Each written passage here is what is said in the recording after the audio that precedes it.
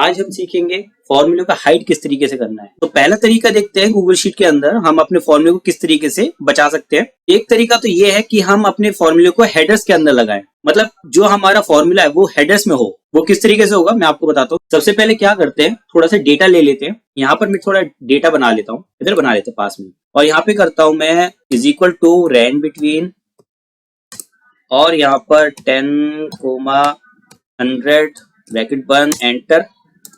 इसके बाद इसको यहाँ पर मैंने कॉपी कर लिया और इसके बाद थोड़ा सा नीचे यहाँ पे पेस्ट कर देते हैं। चलो ये आ गया। फिर मैं कॉपी कर लेता हूँ और कंट्रोल शिफ्ट वी, अभी वैल्यूज में कन्वर्ट हो गया। अब फॉर्मूला नहीं है, ठीक है। ये हमारे पास वैल्यूज आ गई। इसी को हम यूज करेंगे अपने फॉर्मूले में, जिस फॉर्मूले को हमें हाइड करना है। तो मैंने अभी पहला तरीका आपको बताया कि भाई हम हेडर के अंदर अपने फॉर्मूले को हाइड कर सकते हो। वो किस तरीके से होगा, सबसे पहले मैं फिल्टर फंक्शन लगा लेता हूँ, इज इक्वल टू फिल्टर, और ये मैंने ले लिया। इसके बाद कोमा लगाया, कोमा के बाद फिर से रेंज ले ली और नॉट इक्वल टू ब्लैंक, बंद करा एंटर। ये हमारी डिजिट्स आ गई। बट मैं चाहता हूं कि भाई ये देखो मेरा फॉर्मूला यहाँ पे नजर आ रहा है। अब कोई यहाँ पर इन किसी भी सेल के अंदर तो नहीं है, बट यहाँ पर है। तो मैं क्या करूंगा, मैं इसको ना अपने हेडर में कन्वर्ट कर दूंगा। वो कैसे करूंगा, मैं इसके आगे लगाऊंगा करली ब्रैकेट, करली ब्रैकेट के बाद मैं डबल कोट्स लगा लूंगा और इसके बाद सेमीकोलन लगा दूंगा, और इसके बाद करली ब्रैकेट बंद करा और एंटर। देखो फॉर्मूला तो यहाँ पर, डेटा यहां से शुरू हो रहा है इसके एक नीचे से। तो मैं क्या करूंगा, इसके अंदर नंबर्स लिख देता हूं मैं,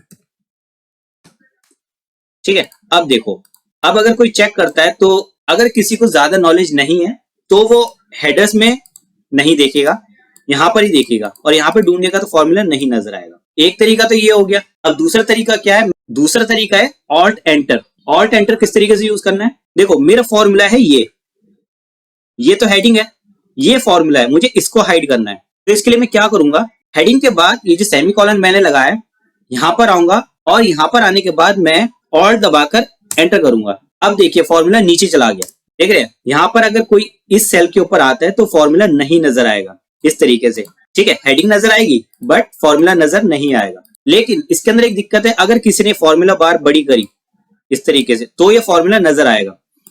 बट अगर आप सोच रहे हैं कि भाई मैंने एक बार एंटर करा, ठीक है, तो फॉर्मूला नीचे चला गया। बट अगर आप ये सोच रहे हैं कि मैं अगर यहाँ पर ऐसे कर दूं, मतलब ऑल्ट दबाकर एंटर एंटर एंटर एंटर कर दूं, मतलब बहुत सारी बार एंटर कर देता हूं और ये फॉर्मूला नीचे चले जाएगा, फिर तो दिखाई नहीं देगा।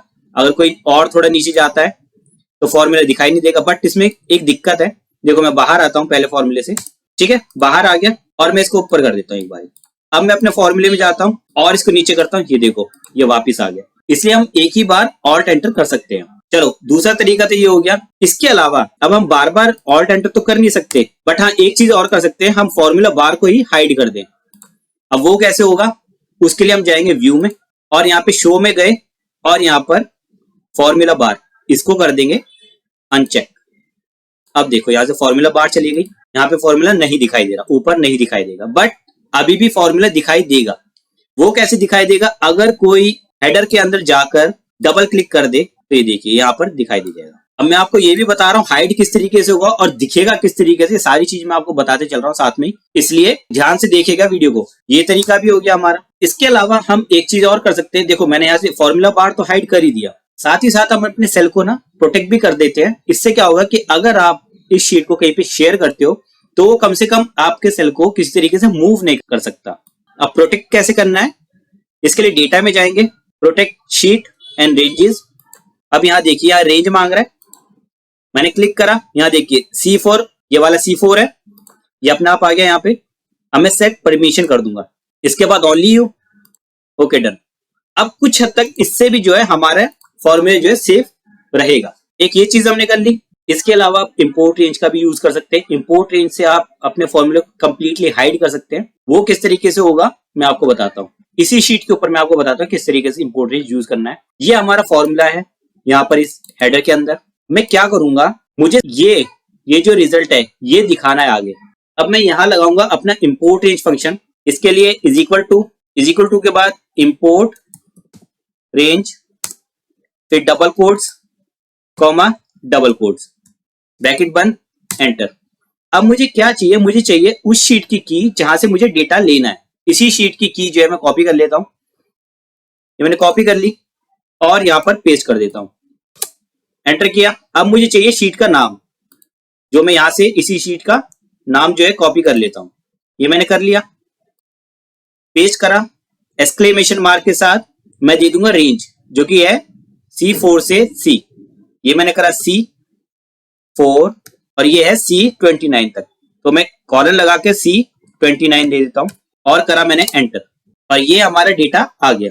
अब देखिए यहाँ पर क्या है, यहाँ पे सिर्फ हमारा इंपोर्ट रेंज फॉर्मूला दिखाई देगा, और जहां पर हमने अपने लॉजिक लगाए, कोई भी फॉर्मूला यूज करा है जिसे आप हाइड करना चाहते हैं, वो दिखाई नहीं देगा। ये तो अभी मैंने इसी शीट में लगा के दिखाया, इसलिए आप यहाँ पर इसको देख सकते हैं। ये किसी और शीट में रखिए या फिर किसी और स्प्रेडशीट में भी रख सकते हैं, वहां से ये काम करेगा। एक ये चीज होगी, बट इसके अंदर एक दिक्कत ये है कि ये इंपोर्ट रेंज जो है वो नेट से चलता है। अगर नेट की कनेक्टिविटी आपकी बहुत अच्छी है तो ये आपका परफेक्ट काम करेगा, अदरवाइज थोड़ा सा इश्यू दे सकता है। इसके अलावा आप यूज कर सकते हैं पब्लिश टू द वेब। अगर आपको सिर्फ व्यू के राइट देने हैं तो आप पब्लिश टू द वेब का यूज कर सकते हैं। वहां पर सिर्फ देख सकता है बंदा, फॉर्मूला नहीं नजर आएगा, वो उस डेटा में या उस शीट में कुछ भी नहीं कर पाएगा। जब भी हम सम करते हैं, ठीक है, जैसे मल्टीपल कंडीशंस के साथ हमें सम करना होता है, तो हम सम इफ फॉर्मूला का यूज करते हैं, बट उसके साथ दिक्कत क्या है कि वो एरे फॉर्मूला के साथ काम नहीं करता।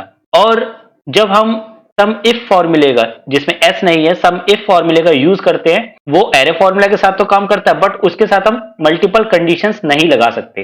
ये दिक्कत हमें आती है। अब इस चीज को कैसे सॉल्व करना है, इस प्रॉब्लम का सॉल्यूशन क्या है, वो मैं आज आपको बताऊंगा। सबसे पहले मैं आपको बता दूं सम इफ फॉर्मूला करता क्या है। सम इफ फॉर्मूला क्या करता है कि हम मल्टीपल कंडीशंस उसके अंदर लेते हैं, फिर वो उन्हीं के बेस पर हमें सब प्लस करके हमें एक रिजल्ट शो कर देता है। मैं आपको सम इफ फॉर्मूला लगा के दिखाता हूं किस तरीके से लगाया जाता है। इसके लिए सबसे पहले हम यहां पर एक हेडिंग दे देते हैं, सम इफ्स ही लिख देते हैं, सम इफ्स, ठीक है। अब इसके बाद लगाते हैं इज इक्वल टू, फिर लिखेंगे सम इफ्स, टैप करेंगे, ब्रैकेट ओपन हो जाएगा।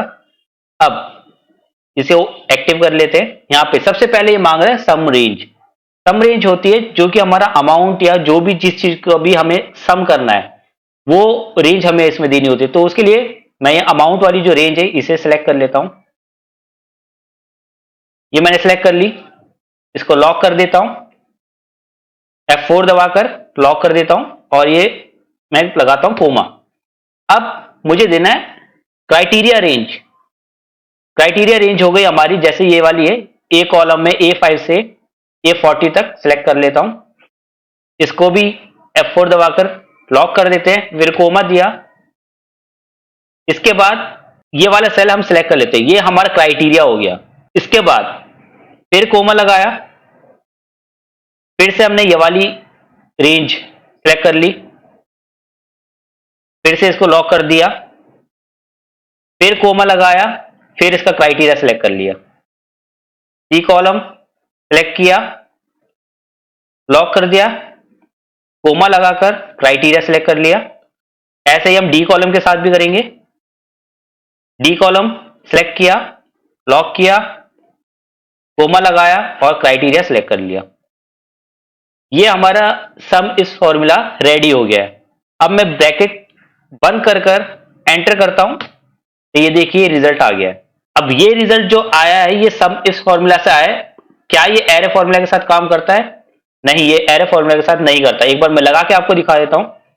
Control shift enter, array formula आ गया, एंटर करता हूं, देखिए एरे फॉर्मूला के साथ काम नहीं कर रहा है। एरे फॉर्मूला के लिए हमें एक और चीज करनी पड़ती है।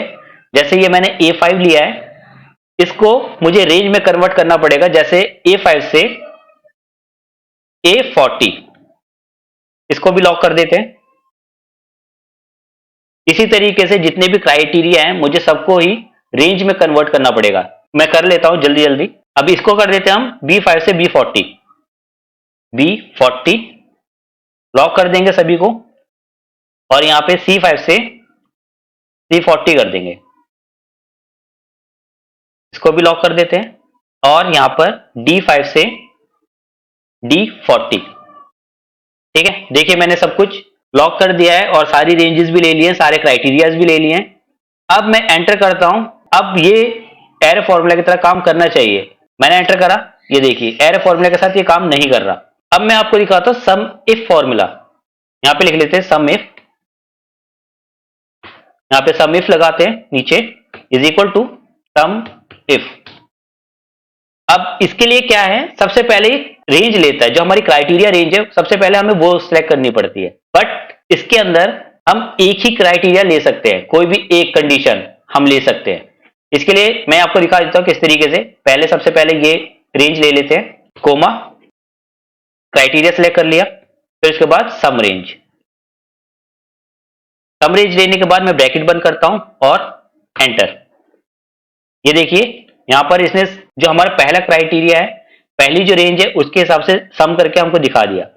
बट एरे फॉर्मूले के साथ क्या ये काम करता है, मैं एरे फॉर्मूला लगाता हूं, कंट्रोल शिफ्ट एंटर, और A5 से A40 कर देता हूं। ये देखिए ये एरे फॉर्मूले के साथ काम कर रहा है। अब सॉल्यूशन क्या है, अब अगर मेरे को मल्टीपल कंडीशंस लगानी है तो मैं क्या करूंगा। सम इफ तो एरे फॉर्मूले के साथ काम नहीं कर रहा, और सम इफ के अंदर हम मल्टीपल कंडीशंस कैसे लगाएं, तो मैं आपको इसके सॉल्यूशन बताता हूं। आप सबसे पहले एक रेंज बना लीजिए, जैसे कि is equal to, curly bracket open करेंगे, इसके बाद ये सारी रेंजेस हम बारी बारी यहां पर ले लेंगे। ये हमने एक कॉलम लिया A5 से A40, एंड परसेंट का साइन लगाया, उसके बाद बी कॉलम ले लेंगे, फिर एन परसेंट का साइन। ये सब कुछ हम कॉन्कैटिनेट कर लेते हैं एक दूसरे से। फिर इसके बाद सी कॉलम भी ले लिया हमने, अब डी कॉलम। ये चारों रेंजेस हमने आपस में कॉन्कैटिनेट कर लिए। अब कर्ली ब्रैकेट बंद कर देते हैं और एंटर करते हैं। ये देखिए ये हमारा रिजल्ट आया। अब हम कुछ चेंजेस करेंगे अपने सम इफ फॉर्मूले के अंदर। सम इफ फॉर्मूले में हम क्या करेंगे, ये वाली जो रेंज है इसको कॉपी करके हम अपने फॉर्मूले के अंदर जो रेंज वाला हमारा पार्ट है यहां पर पेस्ट कर देते हैं। ये हमने पेस्ट कर दिया, ये हमारी क्राइटेरिया रेंज है, यहां पर हमने जो हमने अभी रेंज बनाई थी उसको पेस्ट कर दिया। अब मैं एंटर करता हूं, यहां पे सब कुछ 0 आ गया। अब मुझे क्या करना है, मुझे अब क्राइटेरिया भी देना है। मुझे क्राइटेरिया जो देना है वो मल्टीपल कॉलम्स के लिए देना है। तो उसके लिए क्या करेंगे, मैं यहां पर बारी बारी क्राइटेरिया ले लेता हूं, जो कि कर्ली ब्रैकेट के अंदर लूंगा। मैं यहां पे कर्ली ब्रैकेट ओपन करता हूं और यहां पर ये वाला सेल सेलेक्ट कर लिया, इसके बाद कॉन्कैट करा, फिर ये वाला सेल ले लिया, D5 के बाद C5, C5 के बाद D5, फिर कर्ली ब्रैकेट बंद करा और एंटर। ये देखिए यहां पर सेम रिजल्ट आ गया जो कि हमें सम इफ फॉर्मूले से मिला था। अब जो हमारे साथ प्रॉब्लम है वो ये है कि हमें इसे एरे फॉर्मूला के साथ रन कराना है, मतलब कि एरे फॉर्मूला हमें ड्रैग ना करना पड़े। अब मैं यहां पर सम इस फॉर्मूले को ड्रैग करता हूं नीचे तक। ये देखिए ये हमारा रिजल्ट आ रहा है। अभी सेम रिजल्ट हमें ड्रैग कर नहीं चाहिए, हमें चाहिए कि बस मैं यहां पर एरे फॉर्मूला लगाऊं और ये नीचे आ जाए। इसके लिए क्या करना है, इस रेंज को, ये जो A5 है इसको हम पूरा कर देंगे A5 से A40, और इसको भी B5 से B40 कर देंगे। ऐसे ही सबके साथ करेंगे, C5 से C40 और D5 से D40। ये मैंने कर दिया। और याद रखिएगा ये सिर्फ हमारी क्राइटेरिया रेंज और क्राइटेरिया, सिर्फ इन्हीं दोनों को हमें कर्ली ब्रैकेट्स के अंदर रखना है। बाकी जो हमारी सम रेंज है वो कर्ली ब्रैकेट के अंदर नहीं चाहिए, उसके लिए हमें कर्ली ब्रैकेट यूज नहीं करने हैं। तो अब मैं एंटर करता हूं, देखते हैं हमारे क्या रिजल्ट आता है। मैं यहां करता हूं एंटर। ये देखिए ये रिजल्ट आ गया है, बिल्कुल सेम वही रिजल्ट है जो कि हम सम इफ से लेके आते हैं, बट उसके अंदर हमें ड्रैग करना पड़ता है, यहां पर ड्रैग नहीं करना पड़ रहा। वी लुकअप सबसे ज्यादा यूज होता है जब हमें कोई वैल्यू लुकअप करनी हो। पर दिक्कत क्या आती है कि हम मल्टीपल क्राइटेरिया के साथ वी लुकअप करते हैं तो कई बार जो है काम नहीं करता है, एरर्स आता है। तो आज हम इसी चीज को सॉल्व करेंगे। तो आइए शुरू करते हैं। सबसे पहले देखते हैं कि नॉर्मल वी लुकअप किस तरीके से लगाया जाता है। सबसे पहले मैं यहाँ पर इज इक्वल टू लगाऊंगा और उसके बाद वी लुकअप लिखूंगा। इसके बाद ये वाला सेल हम सिलेक्ट कर लेते हैं, कोमा लगाया, ये डेटा ले लेते हैं, 2 ही कॉलम लेता हूं मैं। इसके बाद कोमा लगाया, कॉलम 2 से हमें वैल्यू चाहिए, 2 लगाया, फिर 0 एग्जैक्ट मैच के लिए और ब्रैकेट बंद, एंटर। अभी कोई रिजल्ट नहीं आएगा, एन आ रहा है क्योंकि यहाँ पर कोई वैल्यू नहीं दी है। मैं इस सेल के अंदर दे देता हूँ डबल ए, जैसे यहाँ पर डेटा के अंदर मैंने डाले हुए हैं इस तरीके से, डबल ए दिया, डेली आ गया और बी, बी का डेटा आ गया। ठीक है, इस तरीके से हमारी जो वीलू का वो काम करता है। अब दिक्कत क्या है कि हमें मल्टीपल क्राइटेरिया, मतलब कि मैं चाहता हूं कि ये वैल्यूज निकल के आए इन सभी क्राइटेरिया के बेस पे, मतलब अगर यहाँ पर ये तीनों वैल्यू मैच करे तो ही रिजल्ट दिखाई दे। अगर ये इस रो का ये तीनों या चारों सेल की वैल्यू मैच करे तो ये रिजल्ट निकल कर आए। तो ये चीज हम कैसे करेंगे आज मैं आपको वही बताता हूं।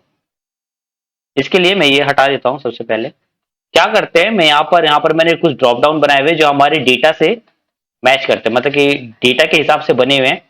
जैसे डेटा में ए बी सी जिस तरीके से लिखा है सेम यहाँ पर आ रहा है, तो मैं इसी के बेस पर यहाँ पर अपना रिजल्ट निकालूंगा। मल्टीपल क्राइटेरिया के लिए वीलुकअप लगाना है। सबसे पहले लगाएंगे इज इक्वल टू वीलुकअप, और इसके बाद ये लुकअप वैल्यू ले लेते हैं और यहां पर ये डेटा ले लेते हैं पूरा, कोमा लगाया। मुझे जो वैल्यू चाहिए वो चाहिए कॉलम ई में से, तो कॉलम ई है हमारा 1 2 3 4 5, तो मैं यहाँ पे 5 लिखूंगा। इसके बाद कोमा लगाया, फिर 0 और ब्रैकेट बंद, एंटर किया। अभी कोई रिजल्ट नहीं आया क्योंकि अभी मैंने यहाँ पर कोई भी वैल्यू सिलेक्ट नहीं की है। मैं यहाँ पर वैल्यू सिलेक्ट करता हूँ ए, ये देखिए A1 आ गया, यहाँ पे मैं दूसरी वैल्यू सिलेक्ट करता हूँ B आ गया। बट ये सारी वैल्यूज तो अभी मैंने सिलेक्ट की नहीं, तब भी ये रिजल्ट आ रहा है। अगर मैं इनको सिलेक्ट करता हूँ तो इसके ऊपर तो कोई भी इफेक्ट नहीं हो रहा, ये कुछ भी नहीं काम, ये तो काम ही नहीं कर रहा, कुछ भी रिएक्ट नहीं हो रहा, सिर्फ पहले सेल के बेस पर ये काम कर रहा है। तो मैं क्या करता हूँ, मैं अपने फॉर्मूले के अंदर कुछ चेंजेस करता हूँ।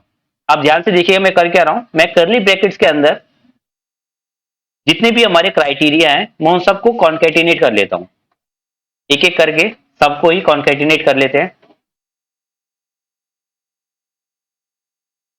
और ये सारे हमारे जो क्राइटेरिया ये सारे ही कॉन्केटिनेट हो गए हैं। अब इसके बाद एंटर करता हूं, एरर आ गया, कोई दिक्कत की बात नहीं है। इसके बाद हम फॉर्मूले के अंदर क्या करेंगे, हम अपनी रेंजेस को भी करली ब्रैकेट्स के अंदर लेकर इसे कॉन्केटिनेट कर लेंगे। जैसे ए से A41 कॉन्केटिनेट, फिर बी कॉलम ले लेंगे, फिर सी कॉलम ले लेंगे, फिर डी कॉलम ले लेंगे। ये चारों हमारे क्राइटेरिया हैं, इन सबको मैंने ले लिया और यहां पर करली ब्रैकेट बंद कर दिया। अब मैं एंटर करता हूं, देखिए यहाँ पे वैल्यू एरर आ रहा है। अब वैल्यू एरर क्यों आ रहा है, क्योंकि मुझे रिजल्ट तो चाहिए ई कॉलम में से, और वो ई कॉलम तो यहाँ पर है ही नहीं, यहाँ पर तो सिर्फ रेंजेस है, वो भी डी कॉलम तक। अब जो हम ट्रिक लगाने वाले वो बहुत काम की है, वही इस फॉर्मूले की ट्रिक है। एक और करली ब्रैकेट यहां पर लगाकर इस रेंजेस के बाद कोमा लगाएंगे और इस रेंज को सिलेक्ट कर लेंगे, ई वाला जो हमारा कॉलम है इसको सिलेक्ट कर लेंगे। ठीक है, फिर इसके बाद करली ब्रैकेट बंद किया और एंटर। अभी रेफरेंस एरर आ रहा है। अभी क्या है, मैंने ये जो 5 किया है इसको 2 कर देंगे। 2 क्यों कर रहा, पहले मैं आपको ये बता देता हूं। मैं देखो, मैं इसको कॉपी करके बाहर लेके आता हूं, ये जो मैंने चेंजेस करें, और कॉपी करके मैं बाहर कॉपी करता हूं और आपको दिखाता हूं एक्चुअली हो क्या रहा है। यहां पर मैं इसे इक्वल टू लगाया और पेस्ट किया और एंटर। ये रेफरेंस एरर आया। मैं यहां पर एरे फॉर्मूला लगाता हूं, कंट्रोल शिफ्ट एंटर। अब देखिए क्या हो रहा है, ये देखिए ये सारी चीजें कॉन्केटिनेट आपस में हो गई है, और हमारा दूसरा कॉलम जो है वो हमारा ई कॉलम है, देख रहे हैं, मतलब ये सिर्फ 2 कॉलम है, इसलिए हमें जो यहां पर रेंज देनी है वो देनी है 2। ये मैंने 2 कर दिया। अब एंटर करता हूं, अभी भी कोई रिजल्ट नहीं आएगा। इसके लिए मुझे क्या करना पड़ेगा, एरे फॉर्मूला लगाना पड़ेगा। उसके लिए कंट्रोल शिफ्ट एंटर करता हूं और एंटर। अभी ये मैच क्यों नहीं हो रहा, क्योंकि यहाँ पर जो रेंजेस है वो सही से सिलेक्ट नहीं हुई है। तो इसके लिए मैं क्या करता हूं, हमारे सी है, सी के बाद है लखनऊ, उसके बाद यूपी, और उसके बाद अगस्त। अब ये रिजल्ट आ गया, ये देख सकते हैं आप, अगस्त ही है। इसके बाद मैं ये वाला कॉलम सेकंड रो जो है हमारे डेटा के लिए लेता हूं, तब यहां पर करते बी, यहां पर करते मुंबई, इसके बाद करते महाराष्ट्र, और इसके बाद करते हैं मई। देख रहे हैं, अब ये वाला रिजल्ट आ गया। तो इस तरीके से जो ये हमारा मल्टीपल क्राइटेरिया का VLOOKUP है, ये इस तरीके से काम करता है। अब मैं चाहता हूं कि एक कॉलम ना निकाल कर बाकी एक कॉलम भी निकाले, मतलब रिजल्ट 2 और रिजल्ट 3 ये भी मुझे चाहिए। तो इसके लिए मैं क्या करूंगा, जो हमने रेंज सेलेक्ट की है ई कॉलम, इसके बाद कोमा लगाकर रिजल्ट 2 ये वाला कॉलम जो है सिलेक्ट कर लूंगा। फिर इसके बाद कोमा लगाया और रिजल्ट 3 ये भी सिलेक्ट कर लिया। अब एंटर करता हूं। अब ये देखिए, अभी एक ही रिजल्ट आ रहा है। इसके बाद मैं यहां पर भी जो हम कॉलम सेलेक्ट करते हैं, जहां पर इसकी जगह पर भी कर्ली ब्रैकेट लगाया, 2 के बाद कोमा, 3 फिर कोमा, 4 कर्ली ब्रैकेट बंद और एंटर। ये देखिए सारे रिजल्ट आ गए, और ये सब हमारे कर्ली ब्रैकेट के कमाल से है। जो मुझे गूगल शीट के अंदर सबसे बेस्ट चीज लगती है वो लगता है कर्ली ब्रैकेट। बहुत कमाल की चीज है, इसके साथ बहुत कुछ आप कर सकते हो। तो ये देखिए हमारा रिजल्ट आ गया। अब मैं सबसे पहला जो हमारी डेटा की रेंज है, मतलब ये, इसको मैं सिलेक्ट करता हूं, ये ले लिया। इसके बाद दिल्ली, इसके बाद फिर से दिल्ली, इसके बाद अप्रैल। ये देखिए रिजल्ट आ गया। बहुत लोग इस चीज के अंदर कंफ्यूज होते हैं, बहुत लोगों को प्रॉब्लम फेस करनी पड़ती है कि भाई मल्टीपल क्राइटेरियाज के साथ VLOOKUP कैसे काम करेगा। बहुत सारे तरीके हैं, हेल्पर कॉलम भी है, बहुत सारी चीज है, बट वो सब अलग से लगाना पड़ता, अच्छा नहीं लगता। सिंपल और आपके सामने मैंने बताया, कुछ भी मतलब ऐसा नहीं है जो आप नहीं कर सकते। हाँ, थोड़ी सी ट्रिक्स है इसके अंदर कि मतलब किस तरीके से क्या चीज काम कर रही है, बस वो आपको समझना है, तब हो जाएगा। अब मैं चाहता हूं कि ये एरो फॉर्मूला के साथ नीचे भी काम करे। तो इसके लिए क्या करना है, मैं इसको अपने फॉर्मूला को कॉपी करके नीचे ले आता हूं। मैंने यहाँ पर पहले से एक रेंज दी हुई है, मैं इसके लिए यहाँ पर इसको ले आता हूं, और अब क्या करता हूं, एंटर करा। अभी तो यही रिजल्ट आएगा जो वहां पर आ रहा है। मैं इसके अंदर अपनी रेंज जो है ये चेंज कर देता हूं। ये जो हमारा क्राइटेरिया है इसको चेंज कर देता हूं। यहां पर करता हूं ए कॉन्कैट करा, इसके बाद दूसरा कॉलम ले लिया क्राइटेरिया का, फिर इसके बाद ये वाला कॉलम भी ले लेते हैं, और इसके बाद ये मंथ वाला कॉलम भी ले लेते हैं। ये मैंने ले लिया सारी कॉलम। अब इसके बाद एंटर करा, ये देखिए तब भी रिजल्ट, कोई इशू नहीं है। कर्ली ब्रैकेट्स हमारे फंक्शंस के साथ बहुत ज्यादा यूज होते हैं। सबसे पहले लगाते हैं इज इक्वल टू और ओपन करते हैं कर्ली ब्रैकेट। अब जैसे कि आप ये देख रहे हैं डेटा है मेरे पास, मैं इसमें से ये डेटा है ये सिलेक्ट कर लेता हूं। मैंने सिलेक्ट करा, कर्ली ब्रैकेट बंद करा और एंटर। ये देखिए ये यहाँ पर हमारा रिजल्ट आ गया बिना किसी फॉर्मूले के, सिर्फ कर्ली ब्रैकेट की वजह से ही हमारा इतना सारा डेटा जो निकल के आ गया। अब इसके अंदर ट्रिक क्या है, मैं चाहता हूं कि ये जो डेटा है ये सेम डेटा निकल कर आए, मतलब यही चीज बिल्कुल इसके सामने आए यहां पर। तो ये हम कैसे करेंगे, इसके लिए हमें किसी फंक्शन की जरूरत नहीं है, कर्ली ब्रैकेट के साथ ही हम ये चीज आराम से कर सकते हैं। वो कैसे करेंगे, ये देखिए ये मैंने यहाँ पे जो अपनी रेंज ली है इसको कॉपी कर लेता हूं, और इसके बाद जस्ट कोमा लगाऊंगा और इसको दोबारा पेस्ट कर दूंगा और एंटर। ये देखिए इसके सामने निकल कर आ गई। अब दूसरी ट्रिक क्या है कि मैं ये भाई सामने नहीं चाहता, मैं चाहता हूं ये नीचे आए इधर इस जगह पे।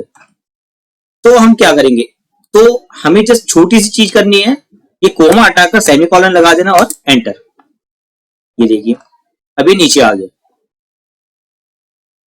ठीक, और एक चीज क्या है कि इसका ना कॉलम भी हम छोड़ सकते हैं, मतलब कि जैसे मैं चाहता हूं कि इसे हटा देता हूं, और मैं चाहता हूं कि मुझे ये 2 कॉलम चाहिए, पहला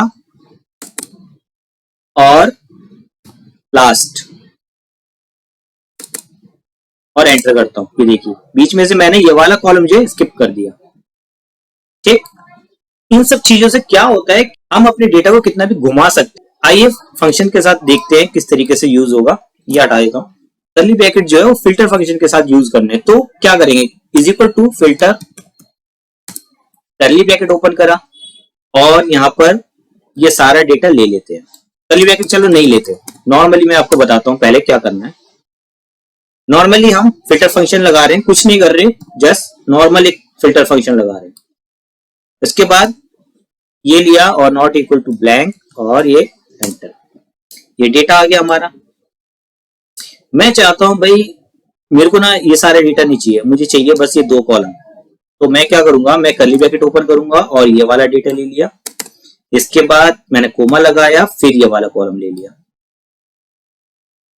कर्ली ब्रैकेट बंद करा। ठीक, और इसके बाद मैंने हटाया ये, क्योंकि यहाँ पर हमारे 5 से B है, मतलब पूरी रेंज ले रहे हैं हम, तो यहाँ पे हमें कंडीशन में से भी हटाना पड़ेगा। और मैं एंटर करता हूं। ये देखिए ये हमारा डेटा आगे निकल गया। ओके, ये हमने कर लिया। अब मैं चाहता हूं कि डेटा इस तरीके से नहीं, मैं चाहता हूं कि डेटा आए नीचे, मतलब ये जो नंबर आ रहे हैं ये इसके नीचे आए।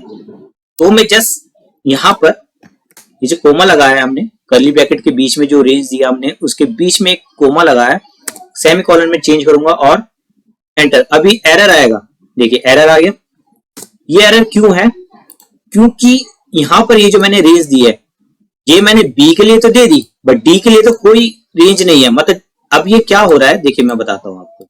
ये जो हमारी रेंज है, मैंने कर्ली ब्रैकेट ओपन करा और ये रेंज ले ली, फिर सेमीकोलन लगाया और ये रेंज ले ली। ठीक है, 16 तक है ये।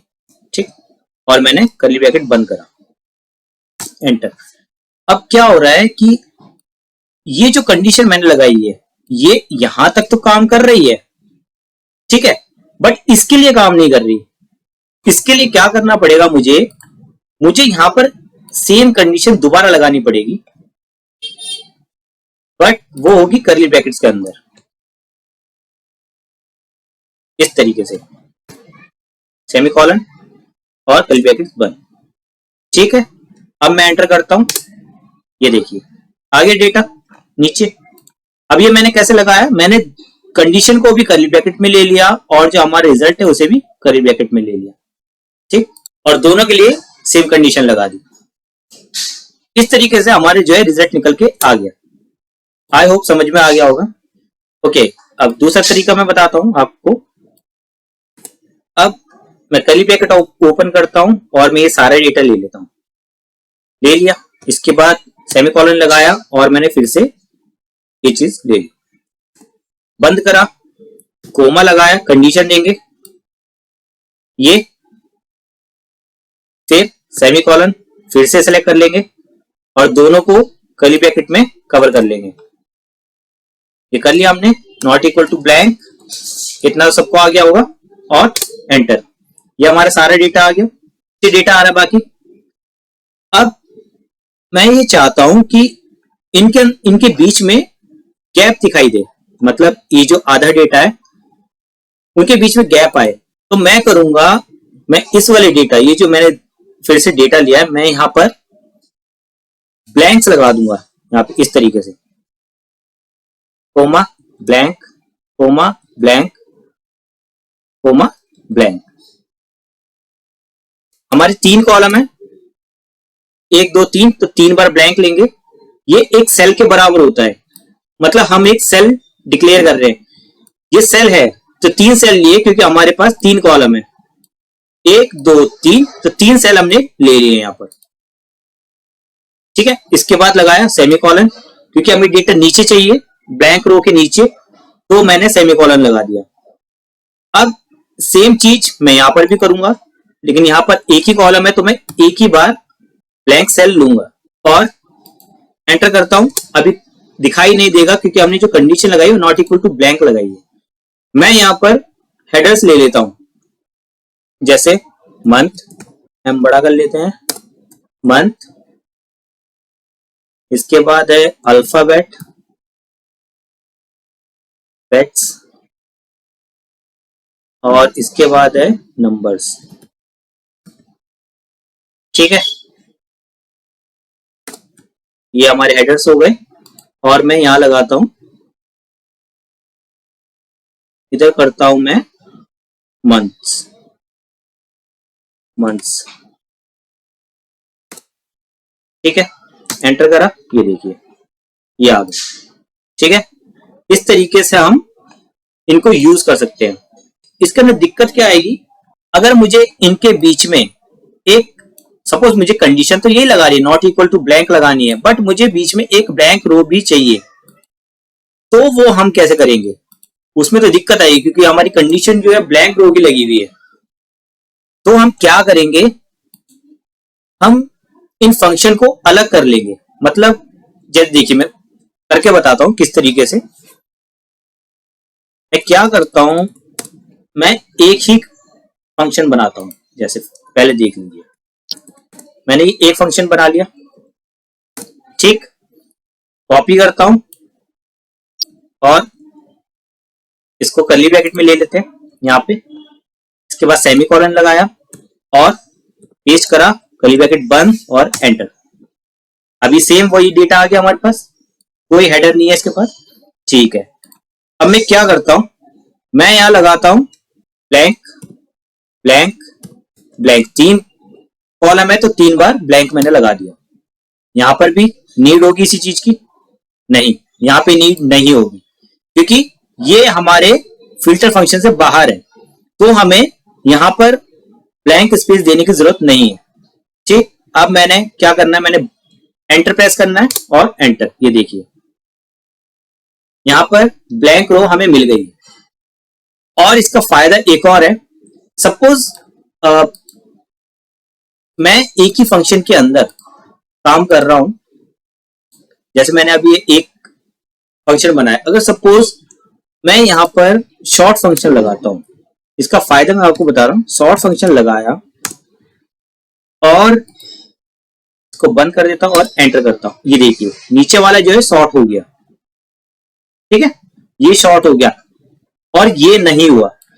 अब इसका फायदा यह है कि मैं इसको चाहता हूं असेंडिंग ऑर्डर में और इसे चाहता हूं डिसेंडिंग ऑर्डर में, तो ये आप इस फंक्शन के साथ कर सकते हैं। करके दिखाता हूं, मैं लगाता हूं शॉर्ट फंक्शन यहां पर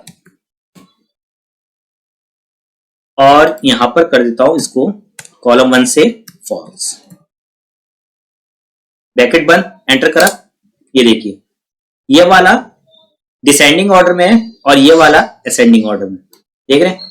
तो हम दोनों ही फंक्शन को अलग अलग तरीके से कंट्रोल कर सकते हैं अपने हिसाब से। तो कर्ली ब्रैकेट का ये बड़ा अच्छा यूज है इसके अंदर। मतलब कर्ली ब्रैकेट में रेंजेस को तो ले सकते हैं, साथ में फंक्शंस भी यूज कर सकते हैं। अब देखिए ये जो मैंने ब्लैंक सेल्स यहाँ पे लिए हैं, ठीक है, ये कुछ ब्लैंक स्पेसेस मैंने यहाँ पे लिए हैं, इनका क्या यूज है, यहाँ पर मैं या तो हेडर दे सकता हूं जिस तरीके से, जैसे मान लीजिए मंथ, फिर इसके बाद यहां पर आगे ALPH ऐसे लिखते हैं और नंबर। ठीक, ये देखिए यहां पर हेडर आ गए। क्या है कि अगर मैं यहां पर कुछ अपने डेटा में हेडर्स चेंज करता हूं तो वो यहां पर चेंज नहीं होंगे। इसके लिए मैं क्या करता हूं, इसके लिए मैं ये हटा देता हूं यहां पर और इसकी जगह पे सिलेक्ट करता हूं डायरेक्टली हेडर्स और एंटर कर देता हूं। ये देखिए यहां पर हेडर्स आ गए। अब मैं यहां पर कुछ भी चेंज करता हूं, जैसे मंथ्स, ये देखिए यहां पे मंथ्स हो गया। तो इस तरीके से हम अपने हेडर्स को भी डायनेमिक बना सकते हैं। ऐसा नहीं है कि हम अगर ये रेंज ले रहे हैं, अगर ये रेंज ले रहे हैं तो हम ब्लैंक स्पेस मतलब स्टैटिक वैल्यू का यूज नहीं कर सकते, हम वो भी कर सकते हैं। जैसे मान लीजिए मैं ले लेता हूं, ये देखिए मैं पहले ले लेता हूं ये मंथ्स ले लिया, इसके बाद कोमा लगाया और ब्लैंक ले लिया। अब मैं यहां पे मैं लिख देता हूं अल्फा, ओके। लेकिन प्रॉब्लम क्या है, लेकिन हमारे पास अगर 3 कॉलम है या जितने भी कॉलम है उतनी बार ही हमें ये ब्लैंक स्पेस लेना ही पड़ेगा। अगर उससे ज्यादा लेंगे तो एरर दिखाएगा, कम लेंगे तो भी एरर दिखाएगा। तो आई होप कि आपको इतना समझ में आ गया। अब हम क्या करते हैं, मैं एक और चीज आपको बताता हूं, ये सब मैं हटा देता हूं। अब आपको एक और चीज बताता हूं। जैसे मान लीजिए हमारे पास अलग अलग शीट्स में डेटा है, जैसे कि आप देख रहे हैं मेरे पास है डेटा ए और डेटा बी, इनमें कुछ डेटा है, ठीक है। तो इन शीट्स को हमें मर्ज करना है, तो वो कैसे करेंगे? सबसे पहले लगा इज इक्वल टू, फिल्टर लिखा और डेटा ए में गया, यहां से सारे डेटा ले लिया। इसके बाद सेमीकोलन लगाया और यहां से भी सारा डेटा ले लिया। कर्ली ब्रैकेट में बंद कर देंगे इसको, ये मैंने कर दिया। अब कोमा लगाया, कोमा लगाने के बाद डेटा ए में गया और यहां से ये वाला कॉलम लिया कंडीशन के बेस पे, नॉट इक्वल टू ब्लैंक। फिर कोमा लगाया और उसके बाद ये वाला कॉलम ए लिया, फिर से B not equal to blank और ब्रैकेट बंद। एरर आएगा अभी। अब ये एरर क्यों आ रहा है ये देखिए। पहले तो मैंने यहाँ पे कर्ली ब्रैकेट नहीं लगाया, इनको भी हमें कर्ली ब्रैकेट में कवर करना पड़ेगा इस तरीके से, ठीक है। दूसरा एरर है वो इस चीज का है कि मैंने यहां में सेमीकोलन की जगह कोमा लगाया, ठीक है। अभी भी एरर है। अभी एरर क्यों है देखिए, यहां पर जो मैंने रेंज ली है वो लिए ए से डी तक, मतलब 1 2 A B C D 4 column है, और दूसरी जो रेंज है सेमीकोलन के बाद जो मैंने लिया वो है ई तक, ए से ई तक, मतलब ए बी सी डी ई। तो ये मैच नहीं कर रही। इसमें क्या करना पड़ेगा, ये जो हमारा डेटा है डेटा ए में, यहां पर हमें ये ब्लैंक ई कॉलम जो है इसे भी लेना पड़ेगा, ठीक है। इसके लिए हम क्या करते हैं, यहां पर डी की जगह ई कर देते हैं ताकि हमारी डेटा की जो रेंजेस हैं वो मैच करे आपस में, ठीक है। अब देखिए कोई भी एरर नहीं है। एंटर करता हूं मैं, ये देखिए डेटा आ गया। मतलब मेरे कहने का मतलब ये है कि हमें जो डेटा की रेंज लेनी है, कई बार लोग क्या करते हैं कि रिजल्ट नहीं आ रहा है, मैंने ये डेटा भी सिलेक्ट कर लिया है, मैंने ये वाला डेटा भी सिलेक्ट कर लिया है, ठीक है, लेकिन रिजल्ट नहीं आ रहा। एक्चुअली क्या है, हमें जो सबसे बड़ा डेटा होगा जिसमें सबसे ज्यादा कॉलम है उसके बराबर सारे ही कॉलम लेने पड़ेंगे सभी शीट्स में से, ठीक है। तो ये बहुत इंपॉर्टेंट है, ये याद रखने की चीज है, ठीक है। एक तो ये तरीका हो गया हमारे डेटा निकालने का। दूसरा तरीका क्या है, मैं पहले इनकी जो रेंजेस है ये हटा देता हूं। चाहे तो इन कर्ली ब्रैकेट्स को हटा भी सकते हैं, लगे रहेंगे तो भी कोई दिक्कत नहीं है, मैं हटा देता हूं, ठीक है। अभी हमारा नॉर्मल यहां पे चल रहा है, ठीक है। डेटा ए में से डेटा आ रहा है, ठीक है।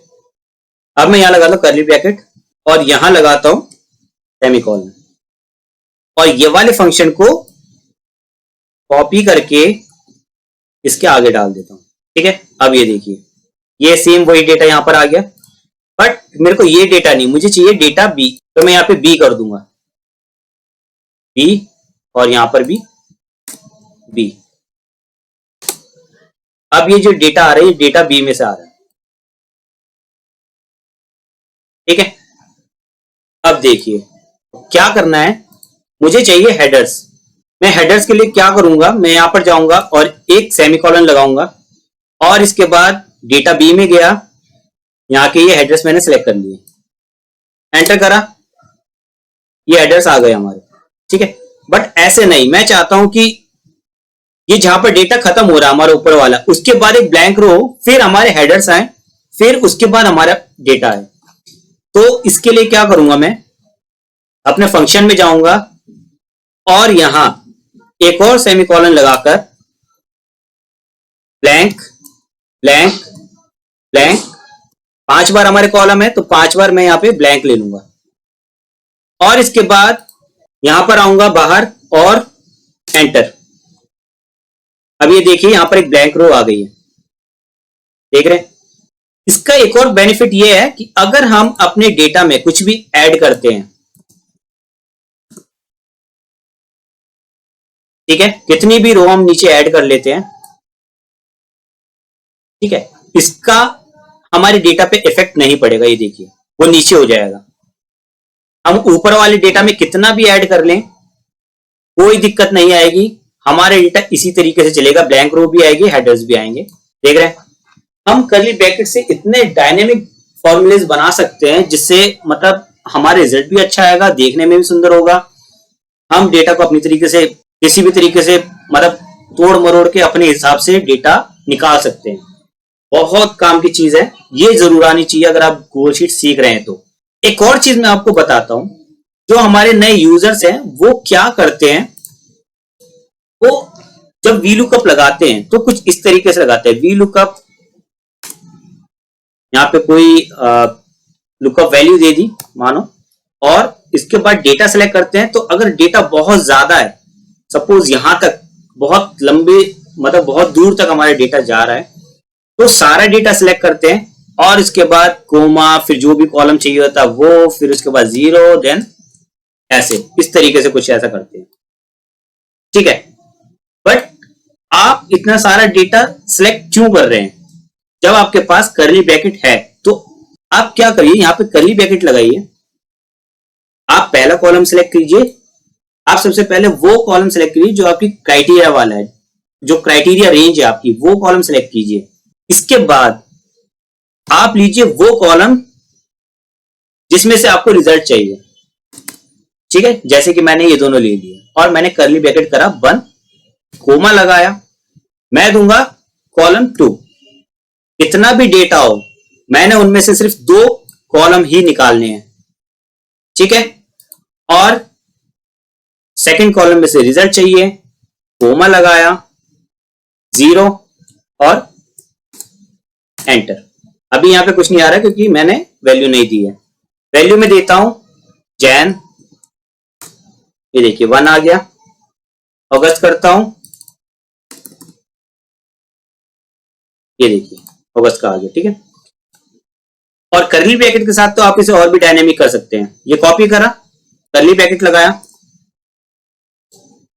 कोमा लगाया और कर्ली ब्रैकेट बंद करा, ठीक है। अभी सेम आंसर आ रहा है। मैं यहां पर दूसरी वैल्यू सिलेक्ट कर लेता हूं, इधर क्या करता हूं, मैं ये वाला सेल सिलेक्ट कर लेता हूं, ओके। और यहां पर डिफरेंट वैल्यू देता हूं, नवंबर दे देता हूं, NOV, ठीक है। यहां नवंबर का आ गया और यहां अगस्त का आ गया, देख रहे हैं।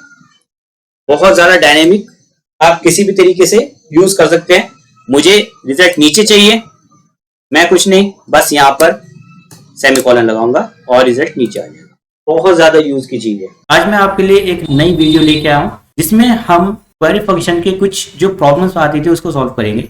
जैसे कि किसी भी एक स्पेसिफिक कॉलम को हमें दोबारा से सिलेक्ट करना है, उसकी वैल्यूज हमें दोबारा यूज करनी है, तो हम वो कैसे करेंगे, ये कैसे करना है मैं आपको बताता हूँ। जैसे कि आप देख रहे हैं मेरे पास कुछ डेटा है, यहाँ per month, city, product, amount और चार्जेस, जो भी ये कॉलम्स हैं, इन कॉलम्स को दोबारा से यूज करना है। मैं चाहता हूँ कि ये मंथ का जो कॉलम है दोबारा से आ जाए हमारे क्वेरी फंक्शन के अंदर, जो कि हमारा क्वेरी फंक्शन अलाउ नहीं करता। अगर मैं क्वेरी फंक्शन लगाता हूँ जैसे कि क्वेरी, और यहाँ पर डेटा ले लेता हूँ, सारे ले लेते हैं,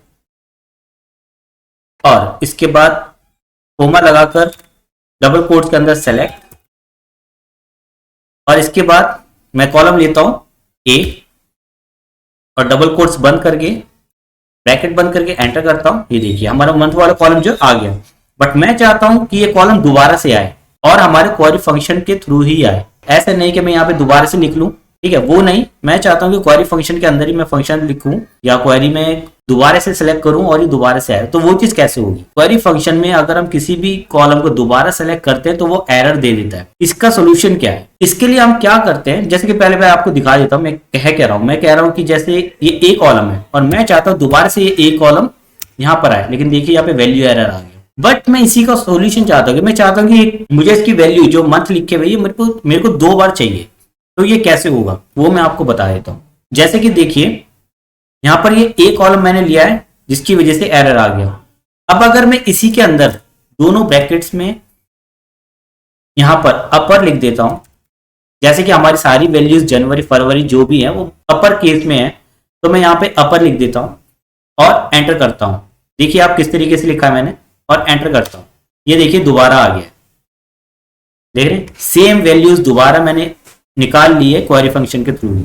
अब इसके ऊपर यहाँ पर जो मंथ लिखा हुआ है अपर मंथ आ रहा है, इसके लिए हम एक चीज यूज करेंगे जो कि है लेबल,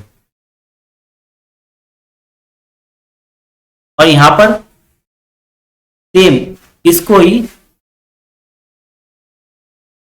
यहां यूज करेंगे और यहां कर देंगे मंथ।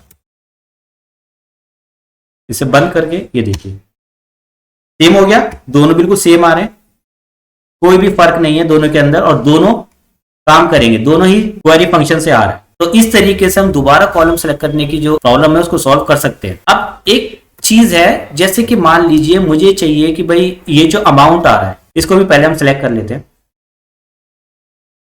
अब अमाउंट है हमारा डी कॉलम, तो मैं डी कॉलम सेलेक्ट करता हूं और एंटर करता हूं। ये देखिए यहां पर अमाउंट आ गया है। अब मुझे क्या करना है कि भाई ये अमाउंट वाला कॉलम मुझे दोबारा से चाहिए, मैं इसको दोबारा से चाहता हूं कि भाई ये कॉलम भी मेरे को दोबारा चाहिए, बट इसके अंदर ये तो नंबर है, मैं इसको अपर भी नहीं कर सकता। मैं अगर इसके अंदर अपर लगाता हूं, देखिए क्या होता है, अपर की वैल्यू मैं इसको देता हूं, तो ये देखिए वैल्यू एरर आ गया, क्योंकि वो एक नंबर है और नंबर्स के अंदर अपर या लोअर नहीं चलता।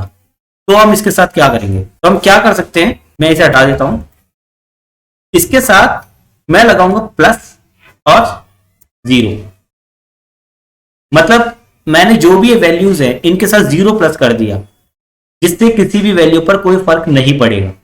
मैं एंटर करता हूं, ये देखिए एज इट इज वो कॉलम यहां पर आ गया है। अब इसका भी जो हम हेडिंग है इसकी भी चेंज कर देते हैं, यहां से जाएंगे और सेम जैसा हमने d+0 लिया है वही उठा लेंगे और यहां से कोमा लगाएंगे मंथ के बाद, और ये d+0 को पेस्ट कर यहां पर अमाउंट लिख देंगे, अमाउंट, और एंटर। देखिए सेम चीज आ रही है दोनों के अंदर, कोई फर्क नहीं है और दोनों ही हमारे क्वेरी फंक्शन से आ रहे हैं, देख रहे हैं।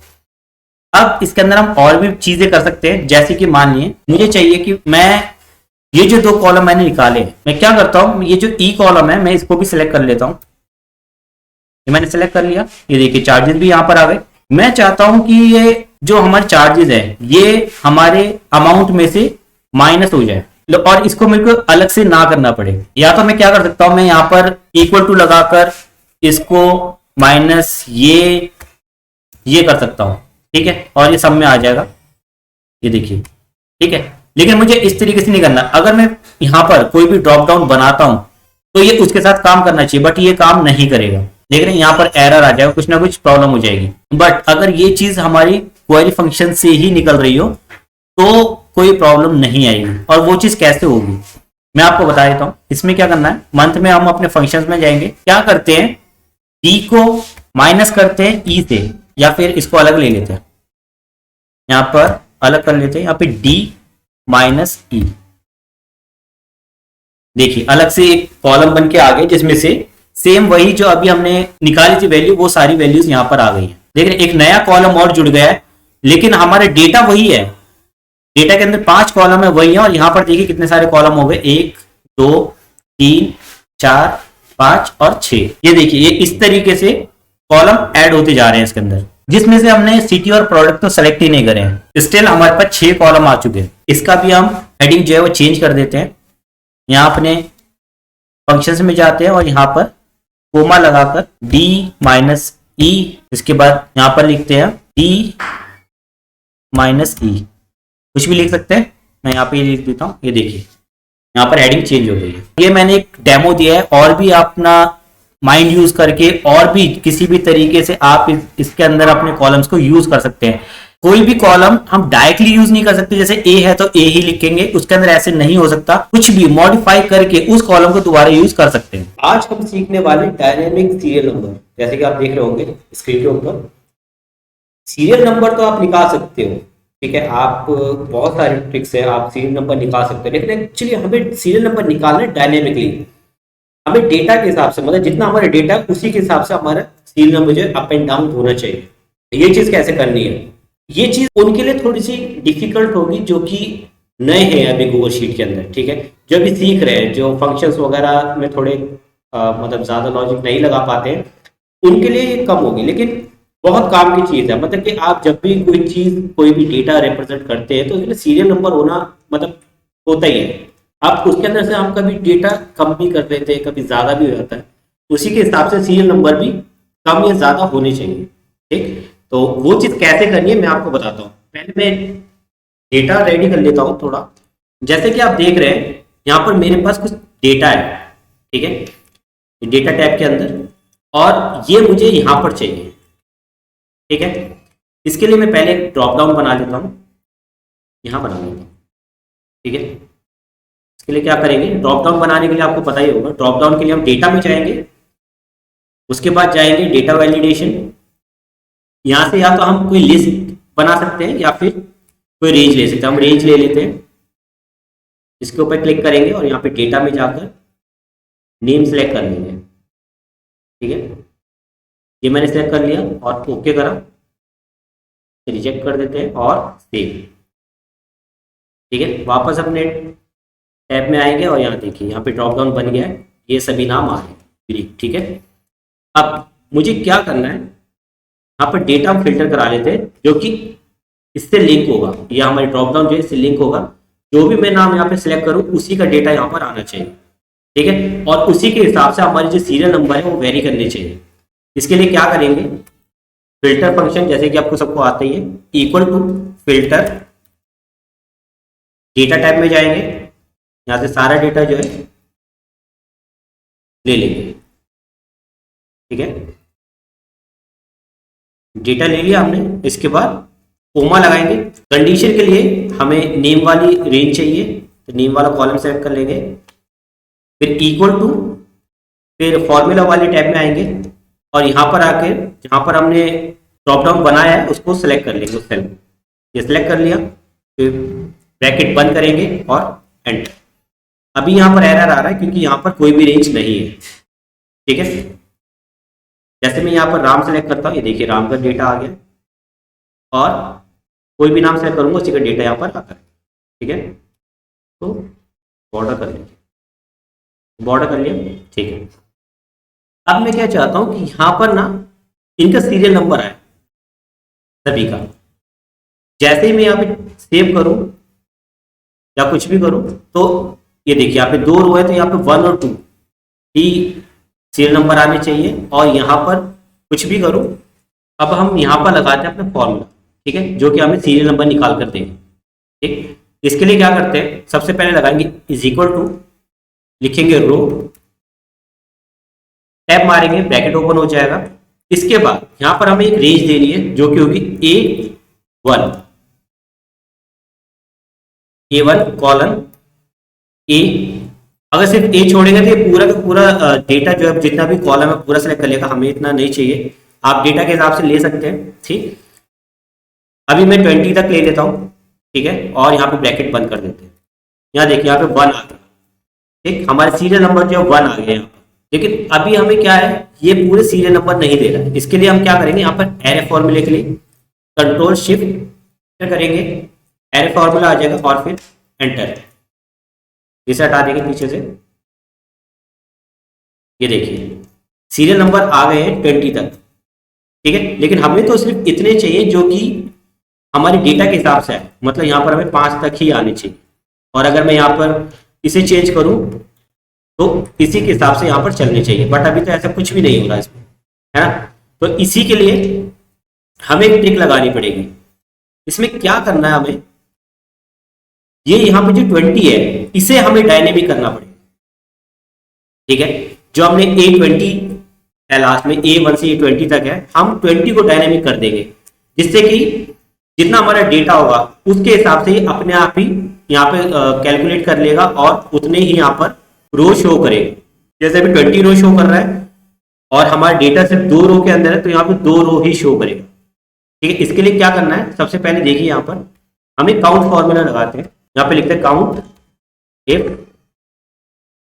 ब्रैकेट ओपन, और यहाँ पर अपना डेटा ले लेते हैं नीचे तक, 20 तक ही ले लेते हैं। ठीक है, आप जितना चाहे उतना ले सकते हैं, जितना बड़ा डेटा है उसके हिसाब से, या फिर आप ये ना ही लगाए तो ठीक है, ऐसे भी चलेगा। ठीक है, D5 से D पूरा लेने के बाद यहाँ पर कोमा लगाकर ब्रैकेट ओपन करेंगे, इसके अंदर ग्रेटर देन और लेस देन का साइन ऑपोजिट डायरेक्शन में लगा देंगे और ब्रैकेट बंद। ठीक है, ये करने के बाद आप एंटर करेंगे, ये देखिए क्या आता है, यहाँ आगे 2। ठीक है, 2 लिखा हुआ आ गया, मतलब हमारी जो डेटा है वो 2 रोज के अंदर है। यहाँ पे मैं चेंज करता हूं, ये देखिए यहाँ 5 आ गया और यहाँ पे डेटा जो हमारा 5 रोज के अंदर। ठीक है, अब इसी के साथ हमें एक ट्रिक करनी है। हम चाहते हैं कि यहाँ जो 20 लिखा हुआ है वो इसके हिसाब से चले, यहाँ पर ये काउंट करे और यहाँ पर इसके हिसाब से ये 20 की जगह कभी जो भी हमारे डेटा जैसे 2 है 5 है उसके हिसाब से चेंज करता है। तो इसके लिए क्या करेंगे, अगर मैं यहाँ पर डायरेक्टली ये डेटा मैं यहाँ पर डाल देता हूं, ठीक है, ये कॉपी करता हूं मैं यहाँ से और लास्ट वाले सेल के साथ इसे कॉन्कैट कर देता हूं। ठीक है, %% का साइन लगाएंगे, आपको पता ही होगा कॉन्कैटिनेशन के लिए हम %% का साइन लगाते हैं। इसके बाद पेस्ट करेंगे फॉर्मूला। वैसे तो कोई और एरर नहीं दिखा रहा है, ठीक है, लेकिन जब मैं एंटर करूंगा तब NA का एरर आ जाए, नॉट एप्लीकेबल। इस चीज को कैसे सॉल्व करेंगे, इसके लिए हम यूज करते हैं इनडायरेक्ट। ठीक है, इनडायरेक्ट कैसे करेंगे, यहां पर हम जाएंगे अपने फॉर्मूला के अंदर और रो के बाद जो हमने रेंज ली है इससे पहले एक ब्रैकेट ओपन करेंगे और यहां पर लिखेंगे इनडायरेक्ट। इसके बाद इनडायरेक्ट के बाद हमने एक डबल कोट्स ओपन करने और फिर जो ए है हमारी, जो हमारी रेंज है A1 से A, उसके बाद ये बंद कर देने डबल कोट्स। ध्यान से देखिएगा, अब इतना हमारा काम हो गया है। अब हमने क्या करना है, ब्रैकेट बंद करना है और एक एंटर करना है। ये देखिए हमारी जो सीरियल नंबर है ऑटोमेटिकली यहां पर फिल हो गई है। अब मैं यहां पर जैसे ही चेंज करूंगा उसी के हिसाब से ही चलेगा। ये देखो यहाँ 2 आया तो 2 हो गया। अब मैं यहाँ पे कुछ भी करूंगा उसी के हिसाब से ये चलेगा। आज हम कंडीशनल फॉर्मेटिंग के अंदर ये देखेंगे जीरो को स्किप करके मैक्स और मिन वैल्यू को कैसे हाईलाइट कराना है। तो सबसे पहले हमें क्या करना है, इसमें से ये चेक कर लेते हैं कि हमारी मैक्स वैल्यू है कौन सी। इसके लिए हम एक फंक्शन यूज करते हैं जो कि है इज इक्वल टू मैक्स और इस रो को सिलेक्ट कर लेते हैं, ब्रैकेट बंद करा और एंटर। ये हमारी मैक्स वैल्यू आ गई। इसको नीचे ड्रैग कर लेते हैं, ये सभी रो में से हमारी मैक्स वैल्यू जो है निकल कर आ गई है। अब इसी तरीके से हम ये भी देख लेते हैं कि हमारी मिन वैल्यू कौन सी है। तो मिन वैल्यू के लिए इज इक्वल टू मिन और ये रो सिलेक्ट कर लेते हैं, यहां तक सिलेक्ट करनी है हमें, ठीक है, और ब्रैकेट बंद एंटर, ड्रैग करते हैं नीचे, ठीक है, हमारी मिनिमम वैल्यू जो है वो भी आ गई। अब देखिए जहां पर जीरो नहीं है वहां पर तो इसने हमें वैल्यू दे दी, बट जिस रो के अंदर इसे जीरो मिला वहां पर इसने जीरो दे दिया। अब ये तो सही नहीं है, मतलब मुझे चाहिए कि भाई जीरो को स्किप करके मिनिमम वैल्यू मुझे चाहिए। वो चीज कैसे निकालेंगे वो भी आज हम देखेंगे और मैक्स वैल्यू भी कैसे निकालनी वो भी देखेंगे। सबसे पहले हम मैक्स वैल्यू निकालते हैं। मैक्स वैल्यू किस तरीके से निकालनी है, यहां पर मैं 2 कॉलम ऐड कर लेता हूं पहले, ठीक है, यहां पर मैक्स और यहां पर मिन। सबसे पहले हम इस पूरे डेटा को सिलेक्ट कर लेते हैं, जहां तक भी आपको हाईलाइट कराना है वहां तक आप इसे सिलेक्ट कर लीजिए।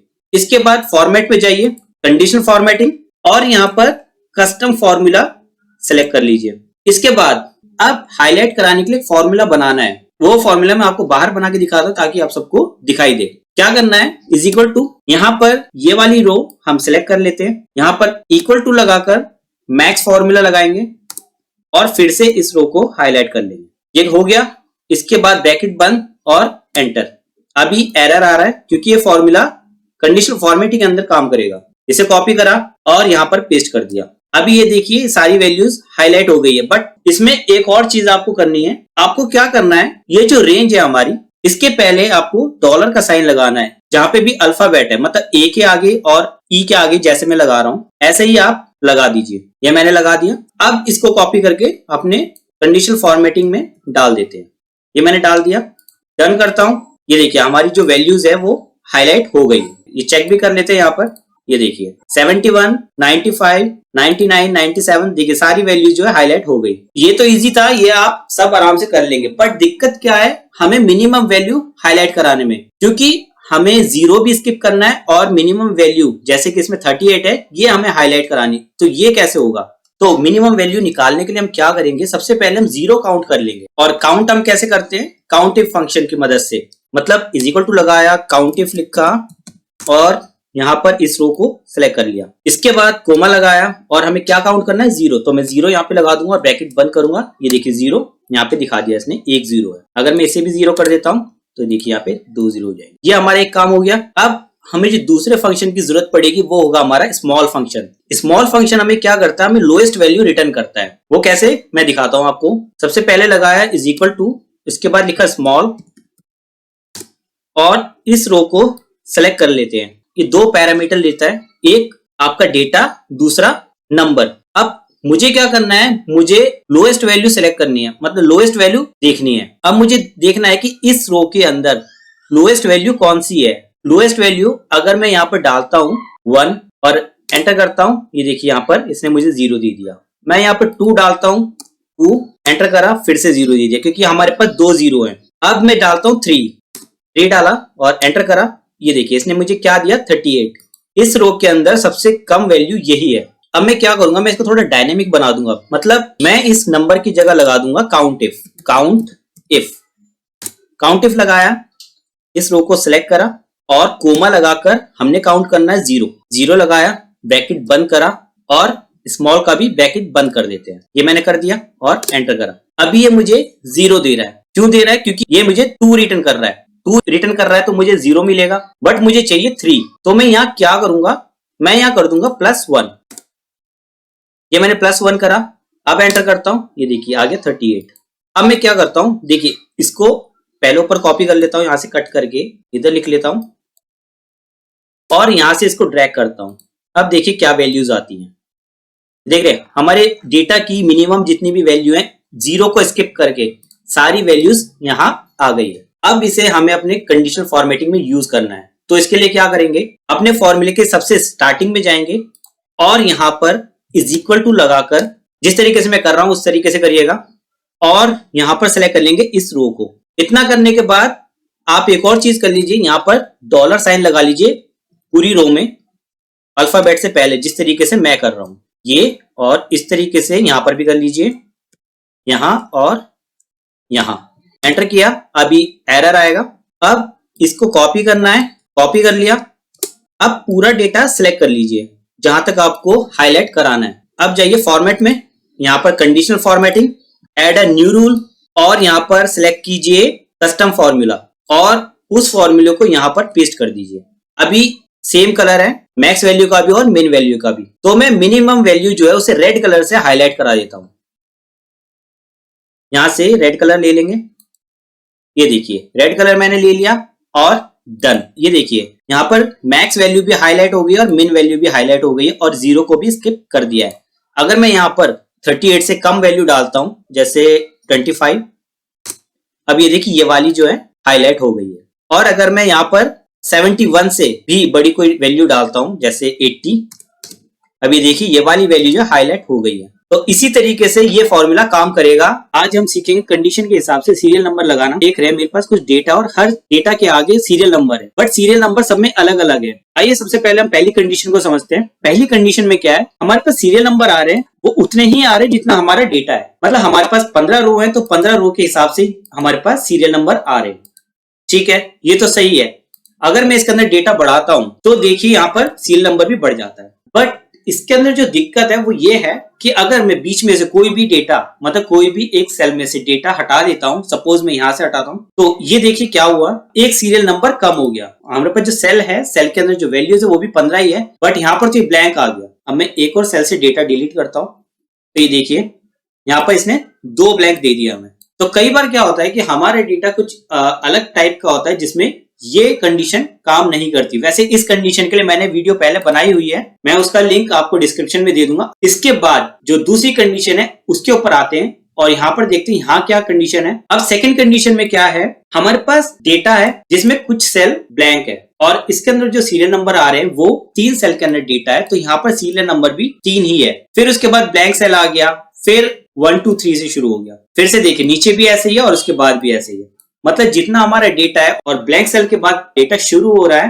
तो उसके बाद वो दोबारा 1 से ही काउंट करेगा। तीसरी कंडीशन में क्या है कि भाई हमें डेटा मिला है, डेटा के अंदर फिर वही एक एक रो का गैप है, उसके बाद हमें सीरियल नंबर देना है। बट इस बार सीरियल नंबर हमें जो देना है, जैसे अगर हमारा एक रो का गैप होता है उसके बाद हमें जो सीरियल नंबर देना वो 4 से ही देना। जैसे यहाँ पर 1 2 3 आ गया, उसके बाद यहाँ पर 4 5 6 ये आ रहा है, ठीक है। फिर इसके नीचे जाते हैं, फिर 6 के बाद ब्लैंक रो आ गई, फिर यहाँ पे 7 8 9 इस तरीके से आ रहा है, मतलब कंटिन्यू कर रहा है। लाइन को स्किप करने के बाद भी वो अपनी जो रेंज है, मतलब जो अपनी काउंटिंग है वो वहीं से स्टार्ट करा जहां से रुकी थी। अब हमारे पास एक कंडीशन और आती है जिसमें ये देखते हैं कि हमारे पास डेटा है जिसके अंदर एक लाइन का गैप है। एक ये कंडीशन हो गई। दूसरा, उसके बाद हमारे पास हेडर है या फिर कोई और चीज है जिससे मतलब कि सेल ब्लैंक नहीं है। अब हेडर है तो उसको तो हम सीरियल नंबर देंगे नहीं, उसके बाद से हमें जो है सीरियल नंबर स्टार्ट करना है। अब जैसे इसमें देख रहे हैं आप, सीरियल नंबर यहां से शुरू हो रहा है, मतलब इसके आगे से 1 2 3 4 5। और इसके अंदर कंडीशन क्या है कि देखो यहाँ पर 1 2 3 4 5 6 7 यहां तक आया, उसके बाद इसने 1 2 3 4 गिना है, ठीक है, वो भी गिन दोनों सेल को स्किप करके। एक ही कंडीशन हो गई। और जो आखिरी कंडीशन हमारे पास है वो है ये। इसमें क्या है, इसके अंदर भी पिछली कंडीशन के जैसा ही एक रो का गैप है और दूसरी रो के अंदर हेडर है। बट इसके अंदर क्या हुआ है ये देखिए, इसके अंदर ये 7 तक तो ठीक है, इसके बाद 2 सेल का गैप देने के बाद 8 9 10, मतलब 7 के बाद 2 सेल का गैप देने के बाद भी ये 8 से ही स्टार्ट हुआ है। तो इस चीज को कैसे सॉल्व करेंगे वो मैं आपको बताता हूँ। मैं सबसे पहले इन सबको हटा देता हूं। तो मैंने सभी कंडीशंस में से सीरियल नंबर्स को हटा दिया है। अब हम खुद से अप्लाई करके देखेंगे कि कौन सी कंडीशन के ऊपर किस तरीके से सीरियल नंबर लगाने हैं। फर्स्ट कंडीशन को देखते हैं। फर्स्ट कंडीशन में हमें क्या है, यहाँ पर 3 सेल में डेटा है, उसके बाद एक ब्लैंक सेल है। तो मैं क्या चाहता हूं, यहाँ पर 1 2 3 आए, इसके बाद फिर से 1 2 3 आए, मतलब दूसरी जब एक रो के गैप के बाद जब डेटा स्टार्ट हो रहा है तो फिर से 1 2 3 आए। तो ये कैसे करेंगे, सबसे पहले इज इक्वल टू अपने फंक्शन स्टार्ट करने के लिए इसके बाद लगाते हैं इफ, और इस सेल को सिलेक्ट कर लेते हैं। अब यहाँ पे लगाते हैं नॉट इक्वल टू ब्लैंक, अगर ये सेल ब्लैंक नहीं है तो मुझे 1 दे दे, एज ब्लैंक दे दे। ये हमारा एक नंबर जो हमारे सीरियल नंबर है वो यहाँ आ गया। ये तो हो गया। अब मुझे सेकंड नंबर चाहिए, उसके लिए क्या करेंगे, सबसे पहले मैं इसको नीचे ड्रैग कर लेता हूं ऐसे, यहाँ पे भी 1 आ गया। मैं क्या करूंगा, अपने फॉर्मूला में जाऊंगा और यहाँ पर एक प्लस का साइन लगाकर प्लस से पहले आ जाऊंगा और यहाँ पर ऊपर वाली जो कंडीशन है इसको सिलेक्ट कर लूंगा और यहाँ पे करूंगा एंटर। अब देखिए यहाँ पर आ गया 2। अब मैं इसको नीचे ड्रैग करता हूं, ये देखिए जो मैंने कहा था वही सीरियल नंबर यहाँ पर आ गए, ठीक है। तो हमारी जो एक पहली कंडीशन थी वो हमने सॉल्व कर ली। अब आते हैं दूसरी कंडीशन के ऊपर। दूसरी कंडीशन में क्या है, सेम डेटा हमें मिला है बट यहाँ पर हमें जो सीरियल नंबर चाहिए वो चाहिए, जैसे 1 2 3 यहाँ पर आ गया, इसके बाद ब्लैंक रो आई, तो यहाँ पर 1 से ना शुरू होकर यहाँ पे 4 से स्टार्ट हो, 4 5 6 इस तरीके से। तो इस चीज को कैसे अचीव करेंगे, उसके लिए सबसे पहले मैं आपको बताता हूँ मैक्स फंक्शन क्या करता है। मैक्स लगाते हैं, मैक्स फंक्शन ने ये वाली जो रेंज है ये सिलेक्ट कर लिया, इस रेंज के बाहर आता हूँ, इसे सिलेक्ट कर लेता हूँ, फिर से आपको दिखा देता हूँ मैक्स फंक्शन करता क्या है, और इसके बाद एंटर करता हूँ। ये देखिए 3, क्योंकि यहाँ पर इस रेंज के अंदर सबसे ज्यादा जो है 3 है, ठीक है। तो हमें मैक्स वैल्यू जो है वो निकाल के दे देता है। ये तो हो गया। अब इसके बाद क्या करना है, ये जो हमारी सीरियल नंबर की जो हेडिंग है मैं इसको सिलेक्ट कर लेता हूँ, फिर इसको लॉक भी कर देता हूँ साथ में ही। ये मैंने लॉक कर लिया G4 को। अब मैंने कॉलन लगाया और फिर से मैंने G4 लिख दिया, ये G4 लिख दिया, फिर मैं इसे कर देता हूँ बंद और एंटर। अभी ये मेरे को 0 दे रहा है, कोई दिक्कत नहीं है। इसके बाद हम लगाते अपनी कंडीशन। कंडीशन कैसे लगाएंगे, इज इक्वल टू इफ, ये सेल सेलेक्ट करते हैं, नॉट इक्वल टू ब्लैंक, अगर ये ब्लैंक नहीं है तो मुझे 1 दे दे, एस ब्लैंक दे दे, एंटर किया 1 आ गया, ठीक है, ये 1 आ गया। अब मैं क्या करूंगा, हमने जो ये मैक्स फंक्शन बनाया है यहाँ पे, इसको करूंगा कॉपी और इसको अपने 1 की जगह पर, जहां पे मैंने 1 लिखा है इफ फंक्शन के अंदर, यहाँ पर कर दूंगा पेस्ट। अब मैंने पेस्ट करा और एंटर। अब ये 0 दे रहा है। अब मैं क्या करूंगा, इसके आगे मैं +1 कर दूं, +1 करा, अब एंटर करता हूं, देखिए यहाँ पे 1 आ गया। इतना आप सब कर लेंगे, इजी है। अब कुछ नहीं करना, बस आपको इसे पकड़कर यहाँ से ड्रैग कर देना नीचे, और ये देखिए यहाँ पर 1 2 3 आ रहा है, ब्लैंक रो के बाद 4 5 6 आ रहा है, और इसी तरीके से आगे भी आ रहा है। ये हमारी दूसरी कंडीशन थी जो कि फुलफिल हो गई है। अब आती है तीसरी कंडीशन। अब इसके अंदर क्या है, इसके अंदर हमारे पास डेटा है, डेटा के बाद एक ब्लैंक रो है, फिर उसके बाद एक हेडर है, फिर उसके बाद डेटा है। तो हमें क्या चाहिए, इस हेडर को स्किप करके यहां से सीरियल नंबर स्टार्ट होनी चाहिए। तो वो कैसे होगा, सबसे पहले फंक्शन लगाते हैं इज इक्वल टू इफ, फिर ये वाला सेल सिलेक्ट कर लेते हैं, फिर नॉट इक्वल टू ब्लैंक, और इसके बाद 1 दे दो, अदरवाइज ब्लैंक कर दो। इतना हो गया। मैं आता हूं अपनी कंडीशन के अंदर। यहां पर मैं क्या करता हूं, ये एक सेल मैंने लिया है अपनी कंडीशन में, मैं इससे पहले लगाता हूं एंड। एंड लगाने के बाद मैं यहां पर ऊपर वाली जो हेडिंग है इसको भी सिलेक्ट कर लेता हूं और यहां पर ले लेता हूं नॉट इक्वल टू ब्लैंक। अब ये एंड कंडीशन को मैं बंद कर देता हूं और बाहर आकर एंटर करता हूं। अभी 1 ही आ रहा है, इसको नीचे करा मैंने ड्रैग। ये ड्रैग करने के बाद मैंने क्या करना है, 1 से पहले लगाना है प्लस, और उसके बाद ऊपर वाला सेल जो है वो सिलेक्ट करना है। अब मैं एंटर करता हूं, ये देखिए 2 आ गया। मैं नीचे ड्रैग करता हूं, अब ये देखिए ये जो हमारी कंडीशन 3 थी ये भी फुलफिल हो गई। अब चौथी कंडीशन की तरफ बढ़ते हैं। यहां पर जिस तरीके से मुझे 1 2 3 4 मिला है हेडर के बाद, यहां पर मुझे 7 के बाद 8 से शुरू होना चाहिए, 8 9 10 इस तरीके से चाहिए नीचे। उसके लिए क्या करेंगे, इज इक्वल टू लगाया, इफ ये वाला सेल सिलेक्ट करना है, नॉट इक्वल टू ब्लैंक 1 दे दे, एल्स ब्लैंक, ये हो गया। अब मैं 1 की जगह पे लगाऊंगा मैक्स फंक्शन, यहां लिखूंगा मैक्स, और इसको अपनी जो सीरियल नंबर की जो हेडिंग है इसको मैं सिलेक्ट कर लूंगा और इसको कर दूंगा लॉक। इसके बाद कॉलन लगाएंगे और फिर से इसी सेल को मतलब M4 को मैं फिर से सिलेक्ट कर लूंगा। याद रहे पहला जो है सेल, मतलब ये जो हमने 2 बार M4 लिया है, ये पहले वाले को ही लॉक करना है, दूसरे वाले को नहीं करना है। और इसके बाद मैक्स फंक्शन को बंद करके +1 करूंगा और एंटर, 1 आ गया। बट अभी अगर मैं इसे ड्रैग करता हूं तो ये देखिए यहां से हेडिंग के पास से भी ये 8 ले रहा है, जो कि हमें यहां से चाहिए। जहां पर 9 आ रहा है यहां पर हमें 8 चाहिए। तो मैं क्या करूंगा, मैं अपने फंक्शन में आऊंगा, अपनी कंडीशन से पहले मैं लगाऊंगा एंड, और इसके बाद कोमा लगाकर ये जो हमारी डेटा की हेडिंग है इसको सिलेक्ट करके यहां पर भी नॉट इक्वल टू ब्लैंक कर दूंगा और एंड बंद कर दूंगा। अब एंटर करा, अब देखिए अब मैं इसे ड्रैग करता हूं, देखते क्या होता है। अब मैंने इसे ड्रैग करा, ये देखिए यहां पर भी जो हमारी कंडीशन थी वो फुलफिल हो गई है। यहां पर 7 तक सीरियल नंबर आ रहे हैं, इसके बाद 8 से शुरू हो रहे हैं, डेटा से ही, हेडिंग पर नहीं आ रहा है। कुछ ऐसी कंडीशंस के लिए मैंने सीरियल नंबर बताया जो ज्यादा यूज होती है। आज हम सीखने वाले फिल्टर विद और एंड कंडीशन। नॉर्मली हम अपना फिल्टर फंक्शन लगाते हैं और अपना काम करते हैं, बट जब हमें और एंड कंडीशन लगानी होती है तो बड़ी दिक्कत आती है। तो उसका सोल्यूशन क्या है वो चीज मैं आज आपको बताऊंगा। ज्यादा देरी ना करते हुए शुरू करते हैं। अगर आपको मेरी वीडियो अच्छी लगती है तो प्लीज लाइक, सब्सक्राइब और वीडियो को शेयर करें, और साथ ही साथ बेल आइकन भी प्रेस कर दें। सबसे पहले अपने फंक्शन के लिए इज इक्वल टू लगाएंगे और लिखेंगे फिल्टर। नॉर्मली फिल्टर लिखा, सारा डेटा ले लेंगे, ठीक है, डेटा ले लिया। इसके बाद नॉर्मल फिल्टर किस तरीके से लगाते हैं, नॉर्मल फिल्टर मैंने ये ले लिया और नॉट इक्वल टू ब्लैंक, और ठीक है ये मैंने ले लिया, एंटर करा, डेटा आ गया। कोई बड़ी चीज नहीं है, आराम से कर सकते हैं। अब मुझे चाहिए कि भाई मैं इनमें से जिस मंथ का चाहूं सिर्फ उसी का डेटा दिखाई दे। तो इसके लिए क्या करेंगे, इसके लिए अगर मैं यहां पर मान के चलो मैं ये कॉलम ले लेता हूं और यहां पर इज इक्वल टू लगाता हूं जैन, JAN, जैन लिखा और ब्रैकेट बंद, एंटर। जैन मंथ का डेटा हमारे पास आ गया। मैं चाहता हूं जैन के साथ फेब का भी डेटा दिखाई दे, तो मैं क्या करूंगा, इसको कॉपी करूंगा और इसके बाद यहां पर आके इसको कोमा लगाकर पेस्ट कर दूंगा। कर दिया, यहां पर जैन की जगह फैब कर देता हूं, फैब कर दिया और एंटर, एरर आएगा। अब ये देखिए इस तरीके से काम नहीं करता। इसका सॉल्यूशन क्या है, इसके लिए मैं क्या करूंगा, यहां पर आऊंगा और इन कंडीशंस को ले लूंगा ब्रैकेट्स के अंदर।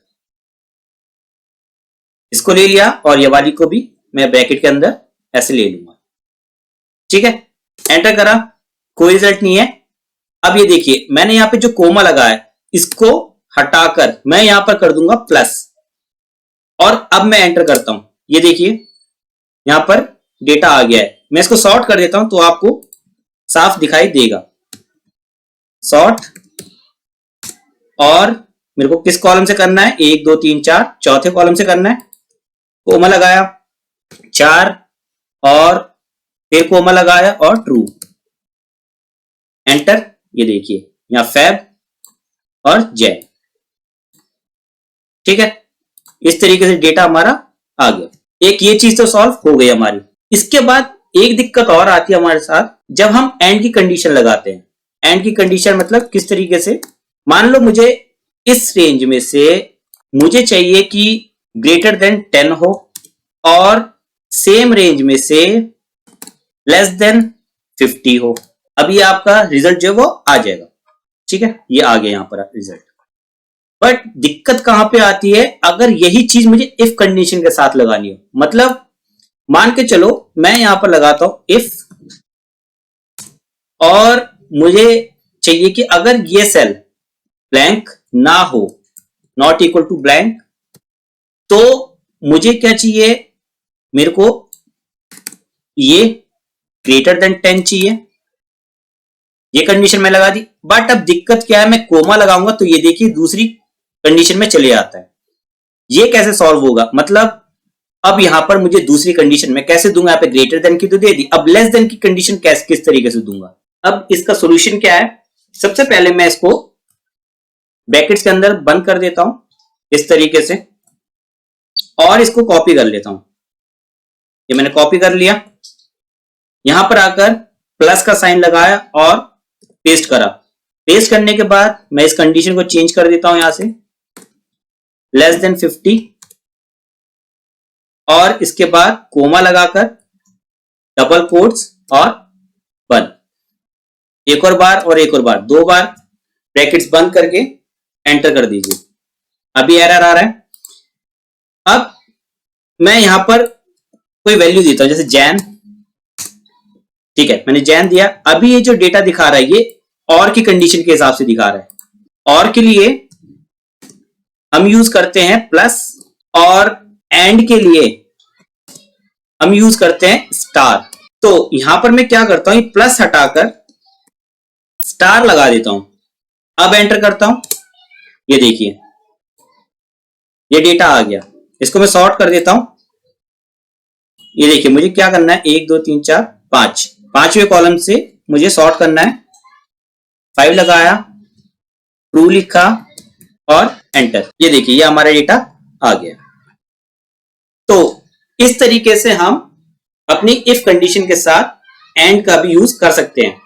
अगर मैं इसमें से इफ कंडीशन हटा देता हूं, सपोज मैं ये हटा देता हूं, तो भी ये काम करेगा। अब देखिए मैं एंटर करता हूं, ये देखिए अब भी काम कर रहा है। मैं इसे हटा देता हूं कंडीशन को, अब देखिए ये अब भी काम कर रहा है। इस तरीके से भी आप यूज कर सकते हैं और इफ के साथ भी यूज कर सकते हैं। तो आपकी जो इफ के साथ एंड यूज करने की जो प्रॉब्लम थी वो यहाँ पर सॉल्व हो गई है। आज मैं आपको डैशबोर्ड बनाने के लिए एक ऐसी ट्रिक बताना चाह रहा हूँ जिससे आप अपने डैशबोर्ड को और भी अट्रैक्टिव बना सकते हो। आपने देखा होगा कि जैसे हम कोई वेबसाइट यूज करते हैं या MS वर्ड यूज करते हैं, तो उसके अंदर हम किसी वर्ड के ऊपर एक बुकमार्क लगा देते हैं। जैसे हम उसके ऊपर क्लिक करते हैं तो हमारा पेज स्क्रॉल होकर उस वर्ड के ऊपर चले जाता है, ठीक है। तो वही चीज मैं आपको गूगल शीट के अंदर करके दिखाऊंगा। जैसे कि आप देख रहे हैं यहाँ पर कुछ डेटा रखा हुआ है और कुछ बटन बने हुए हैं, ठीक है। जैसे कि ये बटन है स्टेट, सिटी, कस्टमर और सेलर। अब जैसे कि मुझे देखना है सेलर का डेटा, तो मैं सेलर के बटन पे जाऊंगा, इसे क्लिक करूंगा और जस्ट क्लिक करा और ये देखो यहाँ पे साइड में यहाँ पे एक सेलर जो है, सेलर का डेटा यहाँ पे शो होने लग गया, ठीक है।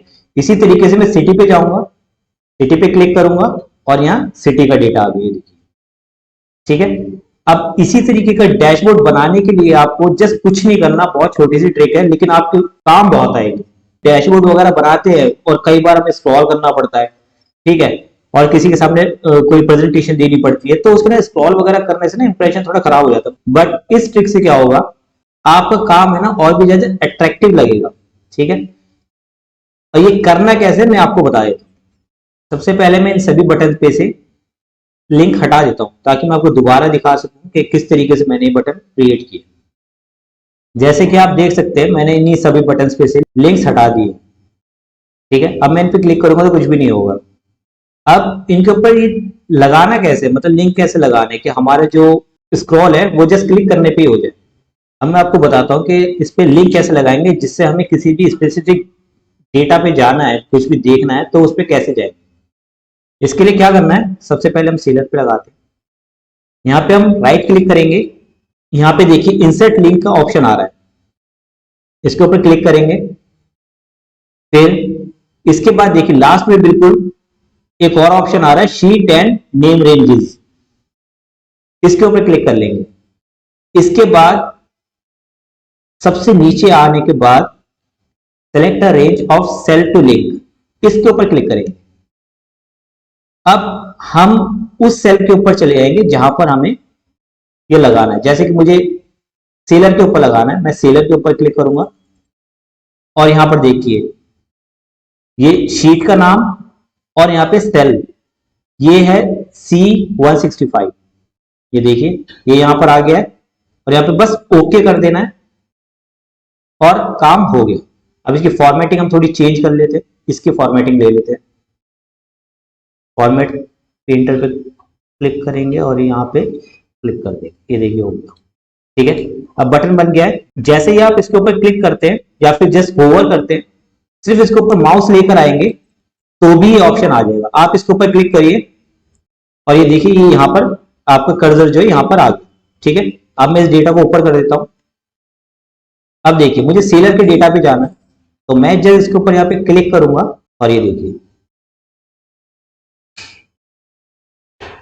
यहाँ पे सेलर का डेटा आ गया। इसी तरीके से कस्टमर के बटन को भी हम बना लेते हैं। राइट क्लिक करते हैं, इंसर्ट लिंक पे क्लिक करेंगे, सबसे नीचे शीट एंड नेम रेंजेस, इसके बाद सबसे नीचे जाकर सिलेक्ट अ रेंज, फिर कस्टमर वाले ऑप्शन पे चले आते हैं। ये कस्टमर वाला ऑप्शन आ गया और यहाँ पर ओके कर देंगे। ठीक है, ये देखिए यहाँ पे ब्लू हो जाता है, मतलब लिंक लग गया है। इसका हम फॉर्मेट कॉपी कर लेते हैं, ये वाले बटन का फॉर्मेट कॉपी कर लेते हैं। ये देखिए बटन बन गया है। अब इसके ऊपर कुछ नहीं करना, जस्ट कुछ नहीं करना, इसके ऊपर आना है और यहाँ क्लिक कर देना। ये देखिए कस्टमर का डेटा। ठीक है, तो इस तरीके से आप अपना डैशबोर्ड जो है बना सकते हैं। आज हम सीखने वाले हैं एडवांस सॉर्टिंग। एडवांस सॉर्टिंग से मतलब है कि हम एक कॉलम से नहीं बल्कि मल्टीपल कॉलम से सॉर्टिंग कैसे करेंगे, वो चीज मैं आज आपको बताने वाला हूँ। 3 तरीके से आपको बताऊंगा कि हम सॉर्टिंग कैसे करनी है, फंक्शन के साथ भी बताऊंगा और जो हमारा स्टैटिक डेटा होता है उसके अंदर सॉर्टिंग कैसे करनी है वो भी आपको बताऊंगा। तो आइए शुरू करते हैं। सबसे पहले जैसे आप देख रहे हैं मेरे पास ये डेटा है, मुझे सॉर्ट करना है, मतलब कि सब कुछ सॉर्ट होना चाहिए, ईयर वाइज अलग और मंथ वाइज अलग, प्रोडक्ट वाइज अलग। तो ये चीज हम कैसे करेंगे, सबसे पहले फिल्टर लगाते हैं। ये फिल्टर मैंने लगा लिया, मुझे ईयर वाइज सॉर्ट करना है, तो मैं क्या करूंगा, मैं सिंपली इस पे जाऊंगा और यहाँ पर A to Z, ये मेरी असेंडिंग ऑर्डर में सॉर्टिंग हो गई। ठीक है, इसके बाद अब मुझे क्या करना है, मुझे चाहिए कि भाई मंथ से भी मेरी सॉर्टिंग हो, तो मैं यहाँ पर जाऊंगा, यहाँ पर भी A to Z कर दूंगा। अब ये देखिए यहाँ पर ईयर से और यहाँ मंथ से सॉर्टिंग हो गई। बट ये जो हमारे प्रोडक्ट है ये ऊपर नीचे हो रहे हैं, ये सीक्वेंस में नहीं है, तो इसके लिए क्या करूंगा, मैं यहां पर जाऊंगा, यहां पर भी सॉर्टिंग कर दूंगा। ठीक, बट अब ये क्या हुआ, ये देखिए ये यहां पर उल्टा हो गया। यहां पर देखिए मैंने इसको सॉर्ट करा तो ये भी बिगड़ गया और ये भी बिगड़ गया।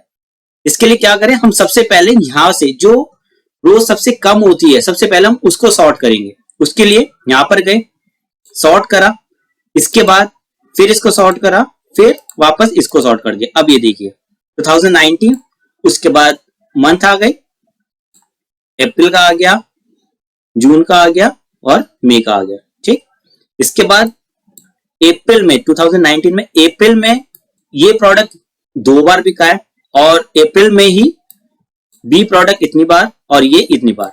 अभी देखिए इस तरीके से सॉर्टिंग हुई है। ये सॉर्टिंग अभी जो हमने करी ये करिए गूगल शीट के फिल्टर ऑप्शन से, जो हमें गूगल शीट देता है। बट यही चीज अगर हम फंक्शन से करेंगे तो किस तरीके से होगी ये मैं आपको बताता हूं। मैंने डेटा वापस वैसी कर दिया, ये डेटा हमारा सॉर्टेड नहीं है। अब मैं क्या करता हूं, इस डेटा को पहले उठाकर, ताकि आपको अच्छे से दिख जाए, तो मैं यहां पे से इस साइड में डाल देता हूं। ये मैंने यहां डाल दिया। ठीक है, फिल्टर हटा देता हूं। ओके, अब मैं यहां पर आपको दिखाता हूं अपना सॉर्ट फंक्शन लगा के, सॉर्ट फंक्शन किस तरीके से काम करेगा। सबसे पहले नॉर्मल सॉर्ट लगाते हैं, SORT सॉर्ट लगाया, यहां पर ये सारे डेटा ले लेते हैं, पूरी रेंज ले लिया हमने नीचे तक, और ब्रैकेट बंद, ब्रैकेट अगर मैं इसके अंदर कोई भी कॉलम नहीं देता हूं तो ये फर्स्ट कॉलम से असेंडिंग ऑर्डर में सॉर्ट करेगा। एंटर करा, ये देखिए असेंडिंग ऑर्डर में सॉर्ट कर दिया, ठीक। बट मैं ये नहीं चाहता, मैं चाहता हूं कि इन तीनों कॉलम से ये सॉर्ट होना चाहिए, ये तीन। तो ये कैसे करना है, इसके लिए मैं जाता हूं अपने सॉर्ट फंक्शन में और यहां पर ये ब्रैकेट हटा देता हूं और यहां पर कोमा लगाया। अब देखिए मुझे इस कॉलम से सॉर्ट करना है, तो मैं क्या करूंगा, मैं यहां पर लगाऊंगा कॉलम 3, जैसे 1 2 3 तीसरे नंबर का कॉलम है तो मैं यहां पे लिखूंगा 3 लगाया, इसके बाद कोमा लगाया और ट्रू लिखा। ये हमारा एक कॉलम से सॉर्ट हो गया। अब मैं ब्रैकेट बंद करता हूं और एंटर करता हूं, ये देखिए ये हमारा थर्ड कॉलम से सॉर्ट हो गया। अब मुझे चाहिए कि मैं इस कॉलम से भी इसे सॉर्ट करूं, ये भी सॉर्ट हो और ये भी सॉर्ट हो।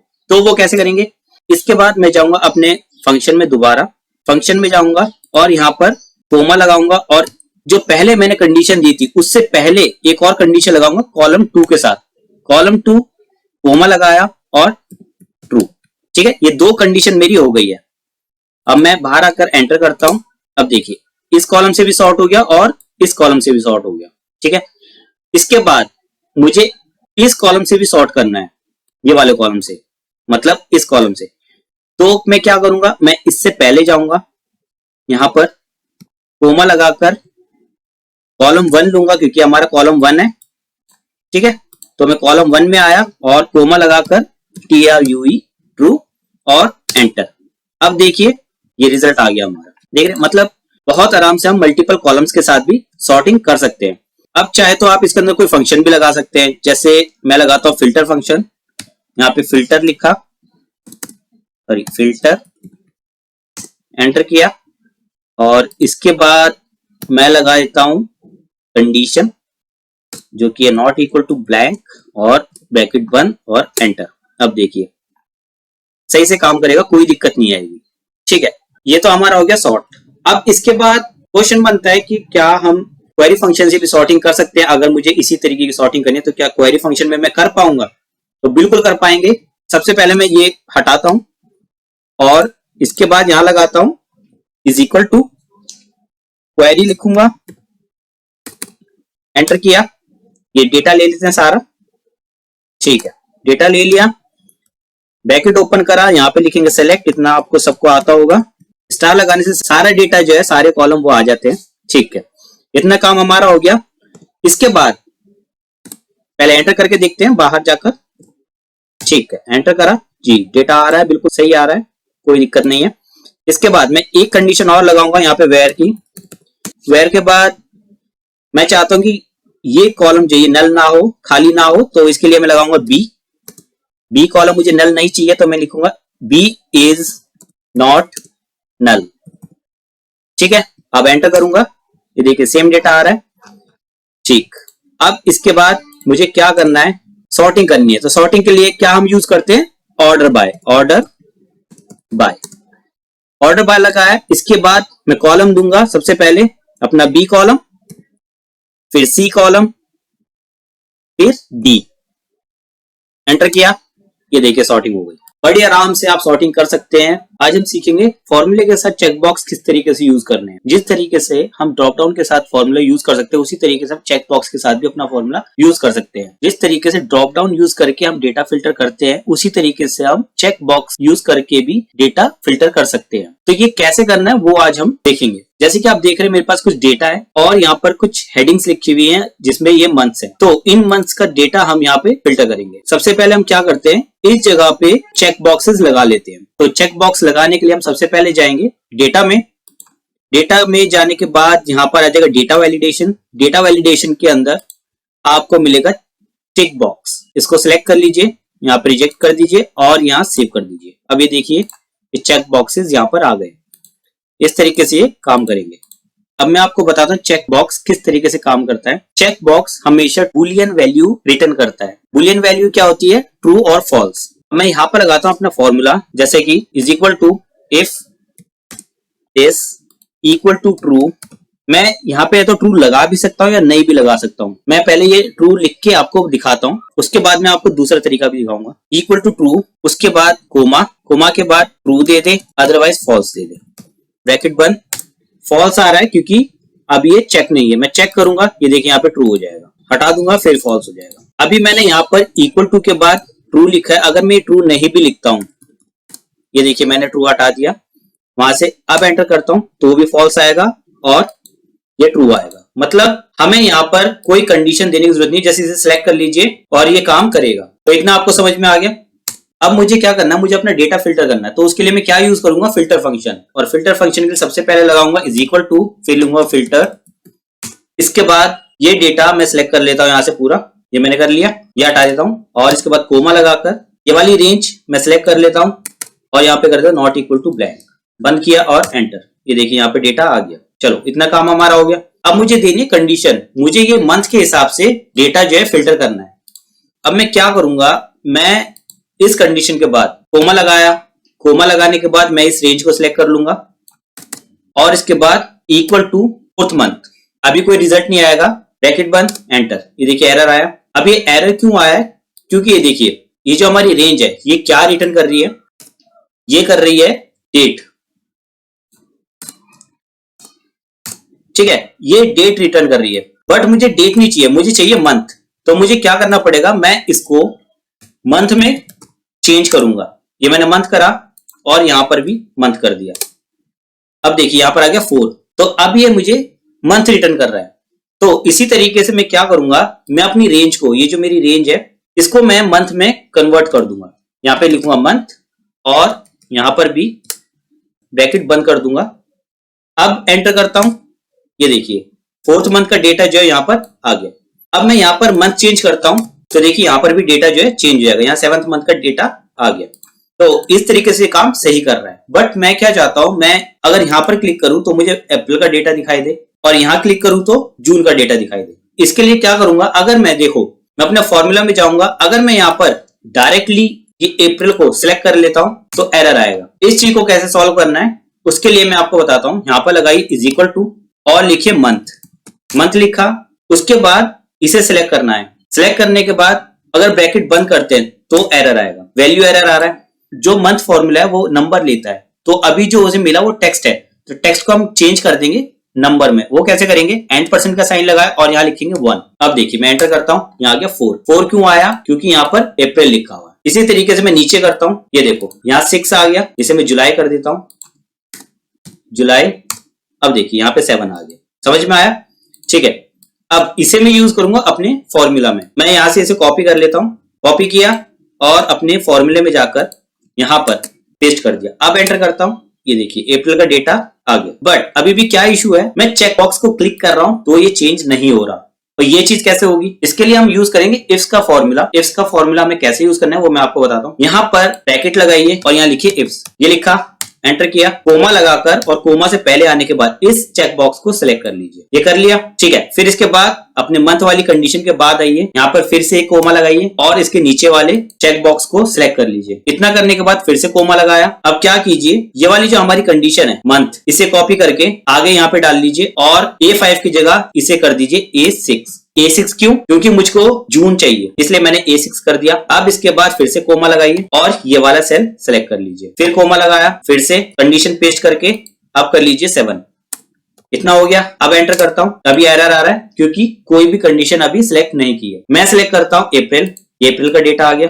ठीक है, अब मैं करता हूं जून, जून का नहीं आएगा क्योंकि इसमें जून नहीं है। इसके बाद मैं करता हूं जुलाई, ये जुलाई का डेटा आ गया। तो इस तरीके से आप अपने डेटा को फिल्टर कर सकते हैं। बट इसके अंदर एक और दिक्कत है कि आप अगर 2 महीने का डेटा एक साथ देखना चाहते हैं तो ये काम नहीं करेगा। अगर आप चाहते हैं कि भाई मुझे 2 महीने का एक साथ देखना, मुझे अप्रैल और जुलाई का डेटा साथ में देखना है, तो कैसे होगा, तो उसके लिए हम यूज करेंगे अपना इफ फंक्शन। इफ फंक्शन किस तरीके से यूज करना है, पहले मैं फॉर्मूला बाहर बना लेता हूँ, फिर आपको दिखाता हूँ। यहाँ पे मैं अपना फॉर्मूला बनाता हूँ। सबसे पहले लगाऊंगा इज इक्वल टू, फिर लिखूंगा इफ के बाद मैं ये वाला सेल जो है सिलेक्ट कर लेता हूँ, कोमा लगाया, उसके बाद ये वाली रेंज ले लेते हैं, डेट वाली जे। इसके बाद मुझे ये रेंज जो है मंथ में कन्वर्ट करनी है, तो मैं यहाँ पे लगाऊंगा मंथ। इस रेंज को मैं मंथ के अंदर कवर कर लूंगा, ये कर लिया मैंने। इसके बाद इज इक्वल टू और इसके बाद फिर से मुझे मंथ चाहिए, मैं लिखूंगा मंथ।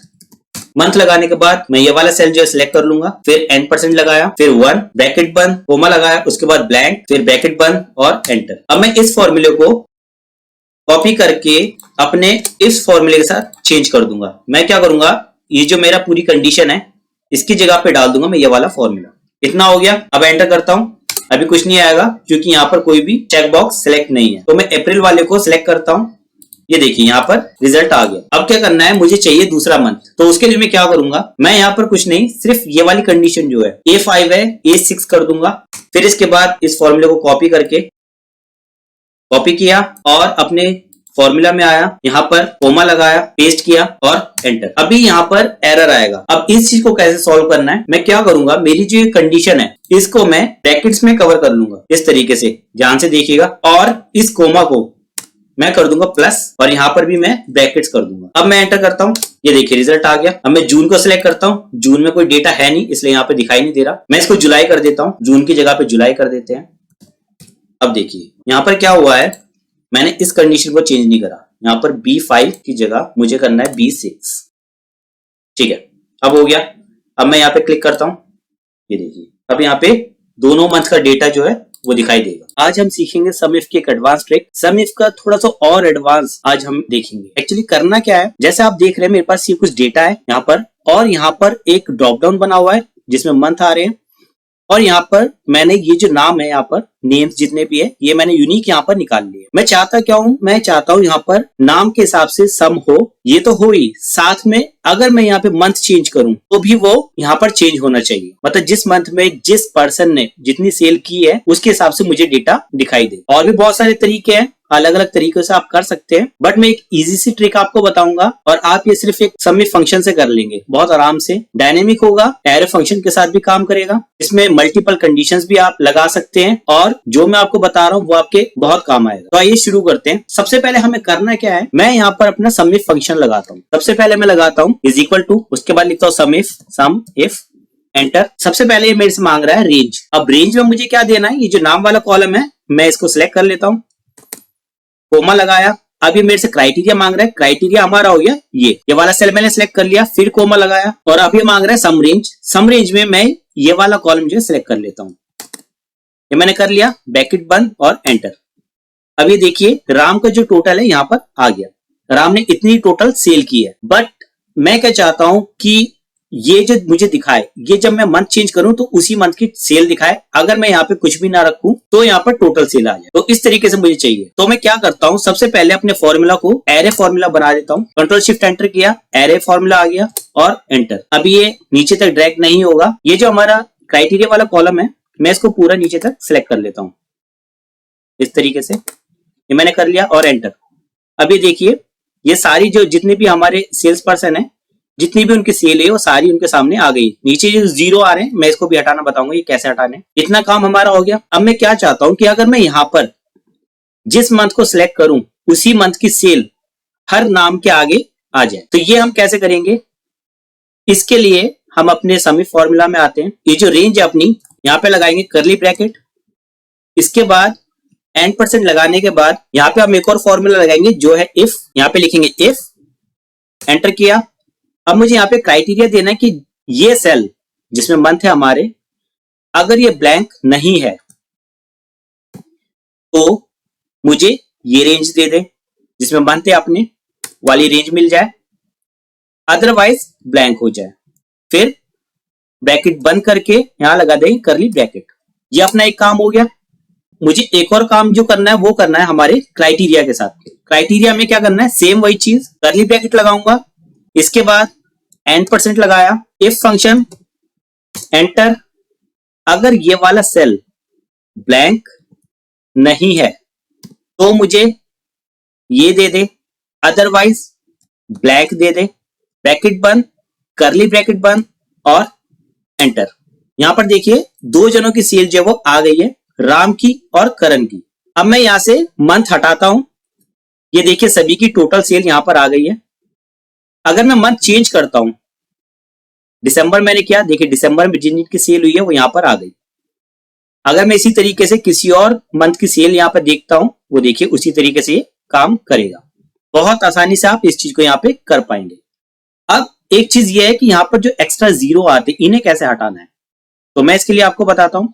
अपने फॉर्मूला में आएंगे और यहां पर कोमा लगाकर उससे पहले आकर यहां लिखेंगे इफ,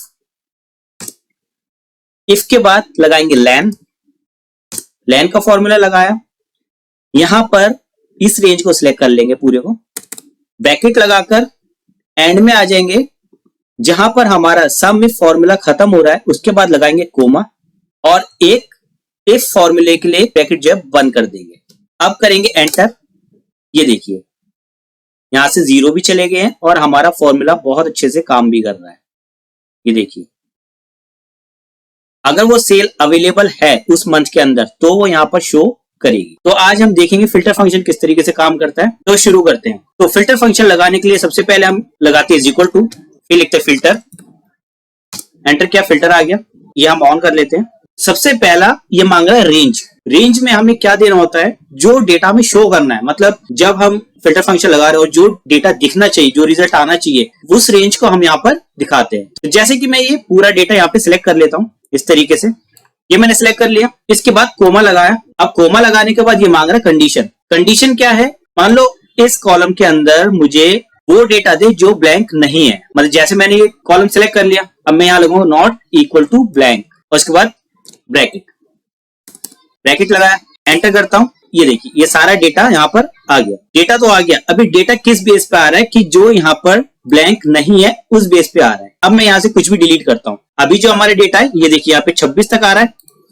अब मैं यहाँ पे कुछ भी डिलीट करता हूँ, ये देखिए एक कम हो गया। मतलब ये कंडीशन इस तरीके से काम करिए कि जो भी यहाँ पे ब्लैंक नहीं है उसका रिजल्ट मुझे दे। इतना आपको समझ में आ गया। अब इसका उल्टा करते हैं, मतलब जो ब्लैंक है उसका डेटा मुझे दे। अब हमारे पास ब्लैंक क्या है, ब्लैंक एक ही रो है तो ये एक ही शो करेगा। उसके लिए इक्वल टू यहां पर लगाऊंगा मैं और बाहर आकर एंटर। अब देखिए इसने मुझे एक ही रो शो कर दी। अगर मैं यहां से एक और चीज डिलीट कर देता हूं तो ये 2 रो आ जाएगी। इतना आपको समझ में आया। आगे बढ़ते हैं, इनको मैं फिर से वैसे ही कर देता हूं। ये तो होगी हमारी एक कंडीशन। इसके अंदर हम मल्टीपल कंडीशंस भी दे सकते हैं। फिर से कोमा लगाकर मैं इस कॉलम को सिलेक्ट कर लेता हूं और मैं यहाँ चाहता हूं किसी एक नाम का रिजल्ट आए, तो मैं लगाऊंगा इज इक्वल टू और डबल कोट्स के अंदर नाम लिख दूंगा। जैसे मैं लिखता हूं राम और एंटर। अब देखिए यहाँ पे सिर्फ राम का ही डेटा आएगा। तो इस तरीके से हम मल्टीपल कंडीशंस लगा सकते हैं। इतना आपको समझ में आ गया। मैं इस कंडीशन को हटा देता हूँ, एंटर किया, पूरा डेटा आ रहा है। ठीक है। फिल्टर फंक्शन के अंदर हमें एरे फॉर्मूला की जरूरत नहीं होती, मतलब ये ऑटोमेटिकली एरे फॉर्मूला की तरह ही काम करता है। इसके अंदर रेंजेस ऑटोमेटिकली आती है। जैसे मान लीजिए मैंने यहाँ पर जो रेंज ली है वो लिए H2 से L24। तो अगर मैं यहाँ पर अपने डेटा के नीचे कोई भी रो ऐड करता हूं इस तरीके से, तो यहां पर कुछ भी ऐड नहीं होगा। बट अगर मैं अपने फॉर्मूले के अंदर से यहां से ये 24 हटा देता हूं इस तरीके से, देखिए यहां से भी और यहां से भी हटा देता हूं, अब देखिए ऑटोमेटिकली यहां पर ऐड हो जाएगा। मैं और जितना भी ऐड करूंगा, मैं जितना भी लिखूंगा सब ऐड हो जाएगा। ये देखिए यहां पर अपने आप ऐड हो गया। तो ये चीज बहुत अच्छी है। बस हमें एक बार फॉर्मूला लगाना है और जो भी नया डेटा ऐड होगा हमारे डेटा के अंदर ऑटोमेटिकली हमारे फिल्टर फंक्शन उसे कैप्चर कर लेगा। ठीक है, आगे बढ़ते हैं। हम अपने फिल्टर फंक्शन के अंदर कर्ली ब्रैकेट का भी यूज कर सकते हैं। कर्ली ब्रैकेट के साथ फिल्टर फंक्शन और भी ज्यादा डायनेमिक हो जाता है। किस तरीके से यूज करना है, मान लीजिए मैं यहाँ पर जहां पे हमारा डेटा है यहाँ पर मैं कर्ली ब्रैकेट लगा देता हूँ। अब मैं क्या चाहता हूं, मैं पूरा डेटा नहीं चाहता, मैं सिर्फ चाहता हूं कि ये कॉलम और ये कॉलम आए। तो मैं क्या करूंगा, पहले ये कॉलम सिलेक्ट कर लूंगा, उसके बाद कोमा लगाकर ये कॉलम सिलेक्ट कर लूंगा। अब एंटर करता हूं। ये देखिए सिर्फ 2 कॉलम का डेटा जो यहाँ पे शो हो रहा है। मैं कॉलम को आगे पीछे भी कर सकता हूं, मतलब मैं चाहता हूं के कॉलम पहले शो हो और आई कॉलम बाद में शो हो। तो मैं क्या करूंगा, मैं के कॉलम के बाद कोमा लगाकर आई कॉलम सेलेक्ट कर लूंगा। अब देखिए अब ये वाला जो कॉलम हमारा के कॉलम ये पहले आ रहा है और ये वाला कॉलम बाद में आ रहा है। तो इस तरीके से हम अपने कॉलम को आपस में स्वैप भी कर सकते हैं और जिस कॉलम की हमें नीड है उस कॉलम को हम शो कर सकते हैं। इसके बाद मैं आपको एक और चीज दिखाता हूं। हम क्या कर सकते हैं, जैसे ये डेटा देखिए ये अभी यहां पर आ रहा है और ये यहां पर आ रहा है। मैं इसको पहले जैसे ही कर देता हूं। अब मैं चाहता हूं कि ये जो प्रोडक्ट्स हैं ये नाम के नीचे है, मतलब यहां से शुरू हो इस जगह से। तो ये कैसे होगा, इसके लिए जैसे मैंने यहाँ पे कर्ली ब्रैकेट्स लगाए हैं, मैं यहाँ पर भी कंडीशन में भी कर्ली ब्रैकेट लगा देता हूँ इस तरीके से और H कॉलम को ही दोबारा से सिलेक्ट कर लेता हूँ। ये मैंने सिलेक्ट कर लिया, यहाँ पर सेमीकोलन लगाया और इसे पेस्ट कर देता हूँ। एक और चीज करनी है कि ये जो कोमा हमने लगाया इसको सेमीकोलन कर देते हैं। अब एंटर करता हूँ। ये देखिए ये नीचे आ गया। तो इस तरीके से हम डायनेमिकली हम अपने फिल्टर फंक्शन के साथ काम कर सकते हैं। आज हम एक नई चीज सीखने वाले हैं। जैसे कि आप मेरी स्क्रीन पे देख रहे होंगे, हमने एक ग्रेडियंट कलर करे हुए जो कि पूरी शीट पर हुए। तो ये नॉर्मली नहीं हो पाते, इसके लिए भी एक ट्रिक होती है जो कि मैं आज आपको बताऊंगा। ये किस तरीके से करना है, आप बड़ी आसानी से ये कर पाएंगे। इसमें आप कलर चेंज करके देखते हैं। आप सबसे पहले जाएंगे फॉर्मेट में, वहां पे कंडीशनल फॉर्मेटिंग में जाएंगे। ये देखिए मैंने यहाँ पे कलरिंग कर रखी है, मैं इसको पे क्लिक कर लेता हूँ और इसके बाद देखिए मैं यहाँ से कोई कलर चेंज करता हूँ तो ये उसी के तरीके का कलर यहाँ पर ले लेगा अपने आप। ये देखिए, ये देख रहे हैं, कोई भी कलर मैं यहाँ पे लूंगा उसी तरीके का कलर यहाँ पर हो जाएगा। ठीक है, तो ये चीज हमें कैसे करनी है, ये तो आपकी राइट से लेफ्ट जा रहा है, अब हमें अप एंड डाउन में कलर करने हैं। जैसे लाइक इस तरीके के ऊपर से नीचे की तरफ कलर जा रहा हो, तो ये चीज हम कैसे करेंगे ये भी मैं आपको बताऊंगा आज। ये देखिए इसमें कैसे करना है, ये देखिए यहाँ पर भी मैं कलर चेंज करूंगा तो ऑटोमेटिकली वो कलर पिक कर लेगा। ये देखिए सिंगल कलर भी कर सकते हैं, डबल कलर भी होगा। ये देखिए ये चीज हमें कैसे करनी है मैं आपको ये बताऊंगा आज। इसकी ट्रिक क्या है, बहुत इजी है। एक्चुअली इसका फायदा क्या है, डैशबोर्ड हम बनाते हैं या फिर कोई प्रेजेंटेशन वगैरह देनी होती है हमें, उस टाइम पर ये चीज बहुत काम आती है। ठीक है, थोड़ा हमारा काम जो अट्रैक्टिव लगता है, देखने में भी सुंदर लगता है, तो इस चीज के लिए बहुत मतलब यूजफुल है। आप इसको अपने काम में यूज करेंगे तो आई एम श्योर के देखने वाले बोलेगा कि कुछ अलग है, नया है। ठीक है, तो ये चीज करनी कैसे है, ठीक है, मैं सबसे पहले एक नई शीट ले लेता हूं जिसके ऊपर मैं आपको बताता हूं क्या करना है। एक नई शीट ऐड कर लेते हैं। ये देखिए यहाँ पे नई शीट आ गई है, इस लास्ट में कर लेते हैं। इस शीट के ऊपर करके देखते हैं। देखिए ये हमारी शीट है। ठीक है, अब इसके ऊपर हमें वो कलर करना है। ठीक, तो वो कैसे करेंगे वो मैं आपको बताता हूँ। सबसे पहले जो पहला सेल है इसके ऊपर 1 2 3 मतलब आपको 1 और यहाँ पे लिखेंगे 2। मैं आपको दोनों तरीके से करके दिखाऊंगा कि आप ये वाला और ये वाला दोनों ही पैटर्न कैसे बना सकते हैं। इसके लिए क्या करना है, ये आपने 1 2 लिखा, अब इसको हम नीचे ड्रैग कर लेंगे। ये मैंने ड्रैग कर लिया। अब इसको हम कॉपी करके पूरी शीट पे पेस्ट कर देंगे। अभी हमने पेस्ट कर लिया और देखिए पूरी शीट के ऊपर ये नंबर्स आ गए हैं। अब क्या करना है, हम जाएंगे फॉर्मेट में, कंडीशनल फॉर्मेटिंग, इसके बाद कलर स्केल। ठीक, अब देख रहे हैं यहाँ पर कहते हैं ऑटोमेटिकली वो कलर जो है उसने पिक कर लिया है। यहाँ पे हमें जो भी कलर चाहिए हम यहाँ से ले लेंगे, येलो चाहिए या फिर कोई भी कलर हम यहाँ से सेट कर लेंगे। यहाँ से भी आप कर सकते हैं, कोई भी कलर आपको चाहिए वो इधर से सेट कर लीजिए। अभी आपने अपना कलर सेट कर लिया। ठीक है, अब आप ये सोच रहे होंगे कि इसके ऊपर तो नंबर्स लिखे हुए आ रहे हैं, इन सब को कैसे हटाना है। उसी की तो ट्रिक है जो मैं आपको बताऊंगा। अपना कलर सेट करने के बाद आप यहाँ से इसको नीचे जाके डन कर दीजिए, ये आपका कलर जो है सेट हो गया। इसे कट कर दीजिए। अब आपको क्या करना है, आपको पूरी शीट जो है वो सिलेक्ट करनी है। इसके बाद जाएंगे फॉर्मेट पे, फिर जाएंगे नंबर, नंबर में सबसे नीचे जाएंगे कस्टम नंबर फॉर्मेट पे। ठीक है, यहां पर आने के बाद जो एक छोटी सी ट्रिक है वो आपको करनी है और आपका काम पूरा हो जाएगा। यहाँ पे क्या करना है, ये जो कस्टम नंबर फॉर्मेट है इसके ऊपर क्लिक करेंगे तो कर्सर यहां पर आ जाएगा। इसके बाद अंडरस्कोर लगाकर एक स्पेस देंगे और फिर अप्लाई करेंगे। देखिए सारे नंबर्स गायब हो गए हैं, देख रहे हैं। अब आप अपने फॉर्मेट में जाकर कंडीशनल फॉर्मेट में जाएंगे, चेंज करेंगे, देखिए कलर उसी तरीके का हो जाएगा। ठीक है, यहां पर कोई भी वैल्यू आपको दिखाई नहीं देगी, सिर्फ आपको कलर्स नजर आएंगे। इसके ऊपर ये जो लाइंस आ रही हैं इन्हें भी आप हटा सकते हैं। आप जाइए इसमें व्यू में और यहाँ पे शो में जाएंगे और यहाँ पे ग्रिड लाइंस है ये हटा दीजिए। ये देखिए ये भी हट गई है, देख रहे हैं। यहाँ से कलर चेंज कर लिए, जो भी आपको पसंद हो वो कलर आप यहाँ से ले सकते हैं। दूसरा पैटर्न जो हमें ये वाला जो बनाना है, ये वाला ये कैसे बनेगा, ठीक है, यहां से इसको यहां तक खींच लेते हैं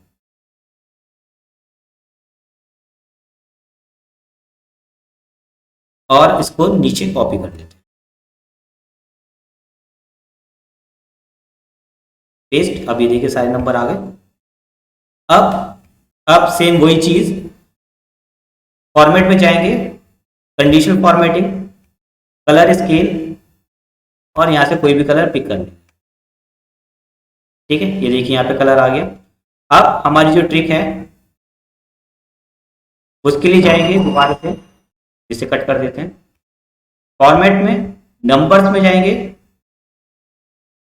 इसके बाद सबसे नीचे कस्टम नंबर फॉर्मेट, इसके बाद यहां पर अंडरस्कोर और स्पेस और अप्लाई। ये देखिए यहां से इसकी जो है ग्रीन लाइन हटा देते हैं।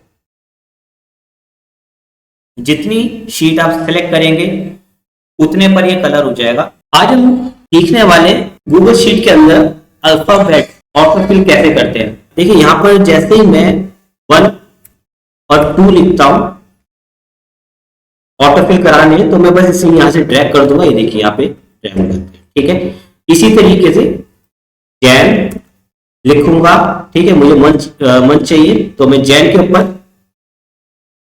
ये देखिए यहाँ पे ऑटोफिल हो गए हैं। ठीक है, ऐसे ही तेज भी हो जाएंगे, ये देखिए। ठीक है, ये सब ऑटोफिल हो रहा है। लेकिन अगर मैं यहां पर ए से करके देखते हैं पहले, ये देखिए कुछ भी नहीं आया। ए बी से करके देखते हैं, ये देखिए बाकी में कुछ नहीं आया, सिर्फ ए और बी ही आ रहे हैं। ठीक है, तो इस चीज को कैसे सॉल्व करेंगे, मतलब इसका सॉल्यूशन क्या है।